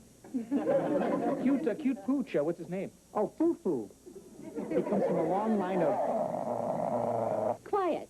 And why are you still here, Harold? Well, I just thought that... Well, don't. You know how thinking gives you a headache. Here, Foo-Foo will be late for his hair appointment. And I need our car. So, Ted, I'm sure you'd be happy to take Harold. Yeah, sure. No problem. What pet groomers do you take Foo-Foo to? Pet groomers? Ooh, they're all full of animals. We take him to Jean-Paul Ramon. That's Cynthia's hairdresser.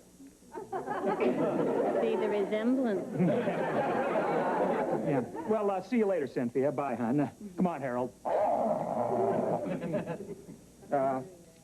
Correct me if I'm wrong, but does Foo-Foo always growl when he hears your name? It's a big improvement. He used to go for my throat. Well, Cynthia, what exactly can I do to help you with the charity ball? Just a few simple things that shouldn't tax your abilities. Vicky, this weighs a ton. Would you give me a hand? Give you a hand. Thanks. Hi. Oh, hi, Harriet. How's your bird?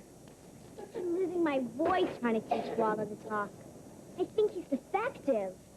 Maybe Vicky can find out why he won't talk. She can understand animals. I'm a nuts and bolts Dr. Doolittle. What do you mean she can understand animals? That's ridiculous. Just trust me.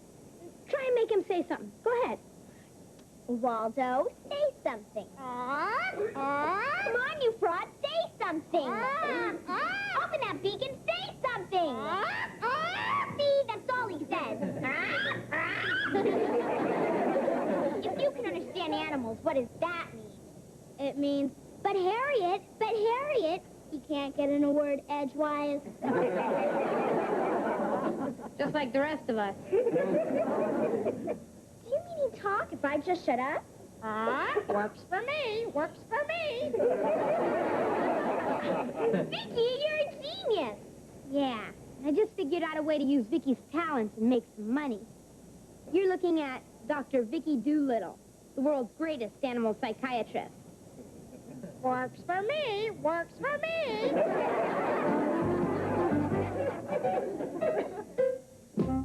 Small Wonder will return after these messages. On the next Home Improvement, Tim and Al get small and journey to the center of it. Hi. Hi. Still working on plans for the charity ball, huh? Well, I think I've got most of it worked out. Here's the menu. Ooh. And this is the seating chart. Uh-huh. And I have ordered red roses for every table. Oh, that's great. That pain in the neck, Cynthia, has to be impressed with all the hard work you put in. Oh, I hope so. I get it. Good evening. Hi. We were just talking about you. Come on in. Dear, I hope you've made a little progress on the ball. More than a little, it's all done. And here is the menu. Prime rib. Oh, no, my dear, that will never do. Will it, Harold? Well, actually, I like prime rib. What? I didn't say a lot. Change the prime rib to Cornish game hen and see that they're properly plucked. Well, I know you're going to love the flowers that Joan picked for the table. As long as they're not roses. Roses are so common. Well, actually, I like the way they smell. Excuse me? But only at funerals. Joan. Haven't you accomplished anything in the last 3 days? Well, for one thing, I think that I've made some sense out of the seating arrangements. See for yourself. Oh, no. You've botched this, too. You can't have the Edinson seated next to the Grahams, and the Shearers and the Granites can't stand each other, and for good reason. Now, who are these people? They weren't even invited. Well, who's that? Ted and Joan? That's them. Oh, but why would your names be on the seating chart? Well, Joan is on the organizing committee, so, I'm the organizing committee, and you're only help. And help doesn't go to the ball. But, dear, Joan's put in a lot of work, and if it were up to me... Yes? But, of course, it isn't. You see, whenever I want anything done properly, I have to do it myself. Oh, really? Well, you can do just that, Cynthia, because I quit. Good girl. Certainly, my dear. That is your option. I have an option, too. Fire that man, Harold. But, dear, I couldn't possibly... Do it. You're fired. I love it when you're forceful, Harold.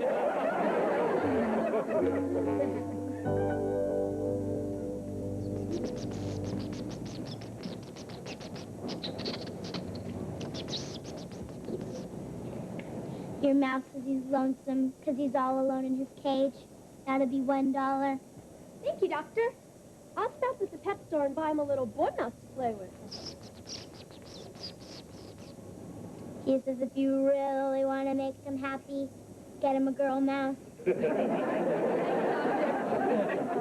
patient, please. What's the problem? Well, my guinea pig just stands in the corner of his cage all the time. What's wrong with him? If you'll take a seat.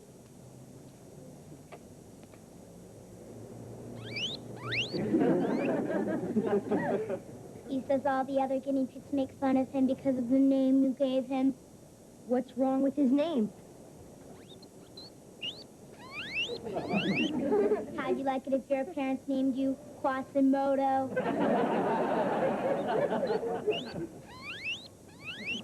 He says he prefers the name Bubba. Case closed. That'll be $1. Thanks for curing my guinea pig, doctor. Come on, Bubba. Next patient, please. What's the problem? Well, this is my frog, Jumpin' Jack Flash. He could be a champion jumper, but all he does is sit. If you'll lie down on the couch, please.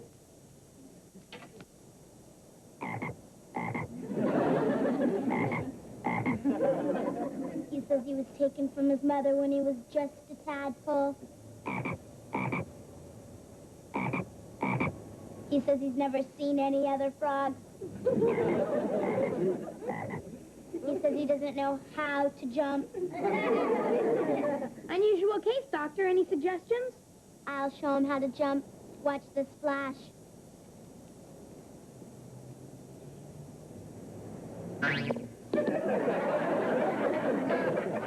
Wow, how'd she do that? Well, Vicky was raised by frogs. Okay, Flash, your turn.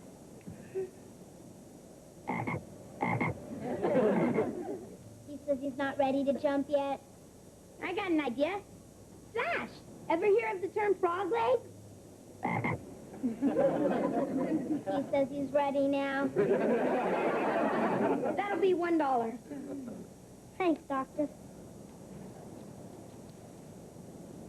Boy, Vicky, it's our first day and we've already made $12. Vicky, I have to talk to you. What's the problem, Harriet? Well, I just am having a really Waldo big... wants a cracker. Waldo wants a hot fudge sundae. Waldo, I already... Waldo wants a bigger cake.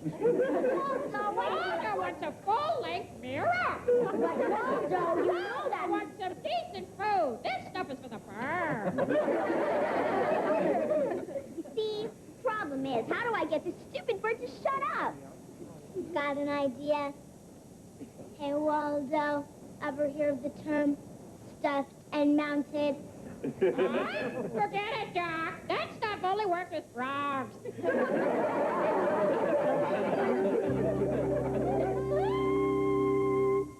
What? Listen, are you aware of my qualifications? Listen, no, I can't take a job that... Boy, that sounds really interesting. Yeah. I'll get back to you soon. Thanks. Bye. How's the job hunting going? Oh, great, honey. I was just talking to an auto company in Detroit. They need someone to service a robot that stamps out the car ashtrays. Kid, you're better than that. Well, honey, it's a great opportunity. After a year, I moved right into hubcaps. Well, that's ridiculous. You're a highly regarded robotics expert. I know, honey, but it's a highly specialized field. I mean, there aren't many companies that do what I do.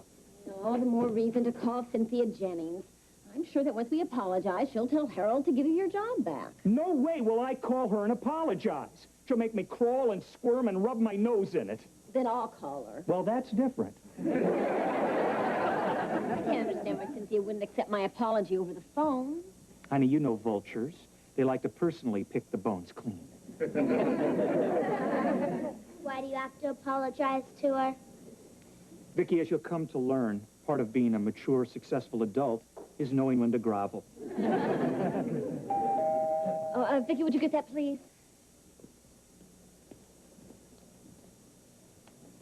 Hello, child. Hello, vulture.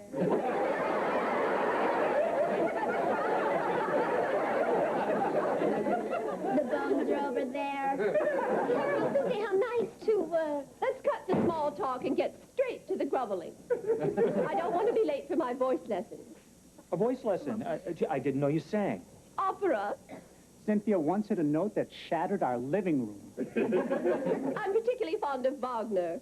Do-do-do-do, do-do-do-do, do-do-do-do-do.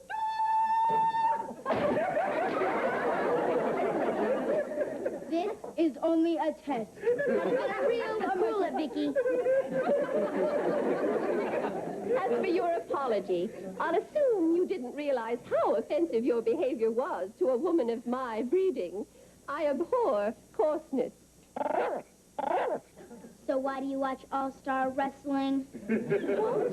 Why, I'd never watch anything that barbaric. Your favorites are Andre the Giant and Junkyard Dog. Are you kidding? Hulk Hogan could rip both arms off. Well, I may have watched it once. Gee, personally, I love wrestling. What? Only with you, dear. Curb your hormones, Harold. Cynthia, about the charity banquet, I realize that you've had more experience at arranging these things. Of course I have. Before we were married, I was an executive in the hospitality industry. You were a cocktail waitress at a bowling alley. Everyone called you Trixie. Who told you that? Him. Harold, how did you know I was a cocktail waitress?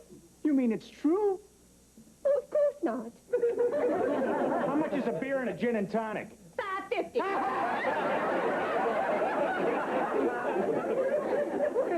I'm ruined. Cynthia, I think your roots are showing. Oh, not those two. This is terrible. I've been so careful. And now these people will tell everyone about my past. Not necessarily, Cynthia. I mean, if Ted were still working at United Robotronics... But he is. Give him his job back. With pleasure. Ted, you got your job back. That's great. You know, things have been a little rough financially around here since Ted's been out of work. Give him a raise. You got it, Ted. Mom, Dad, didn't you guys say something about going to a charity ball? Of course they're going. I wouldn't hear otherwise. At the head table. That's impossible.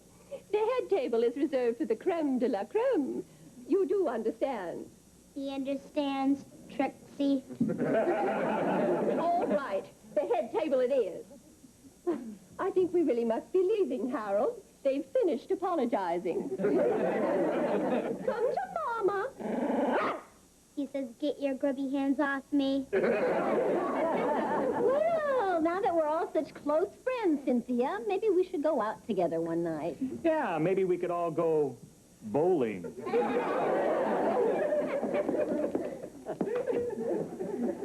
I just love coming here.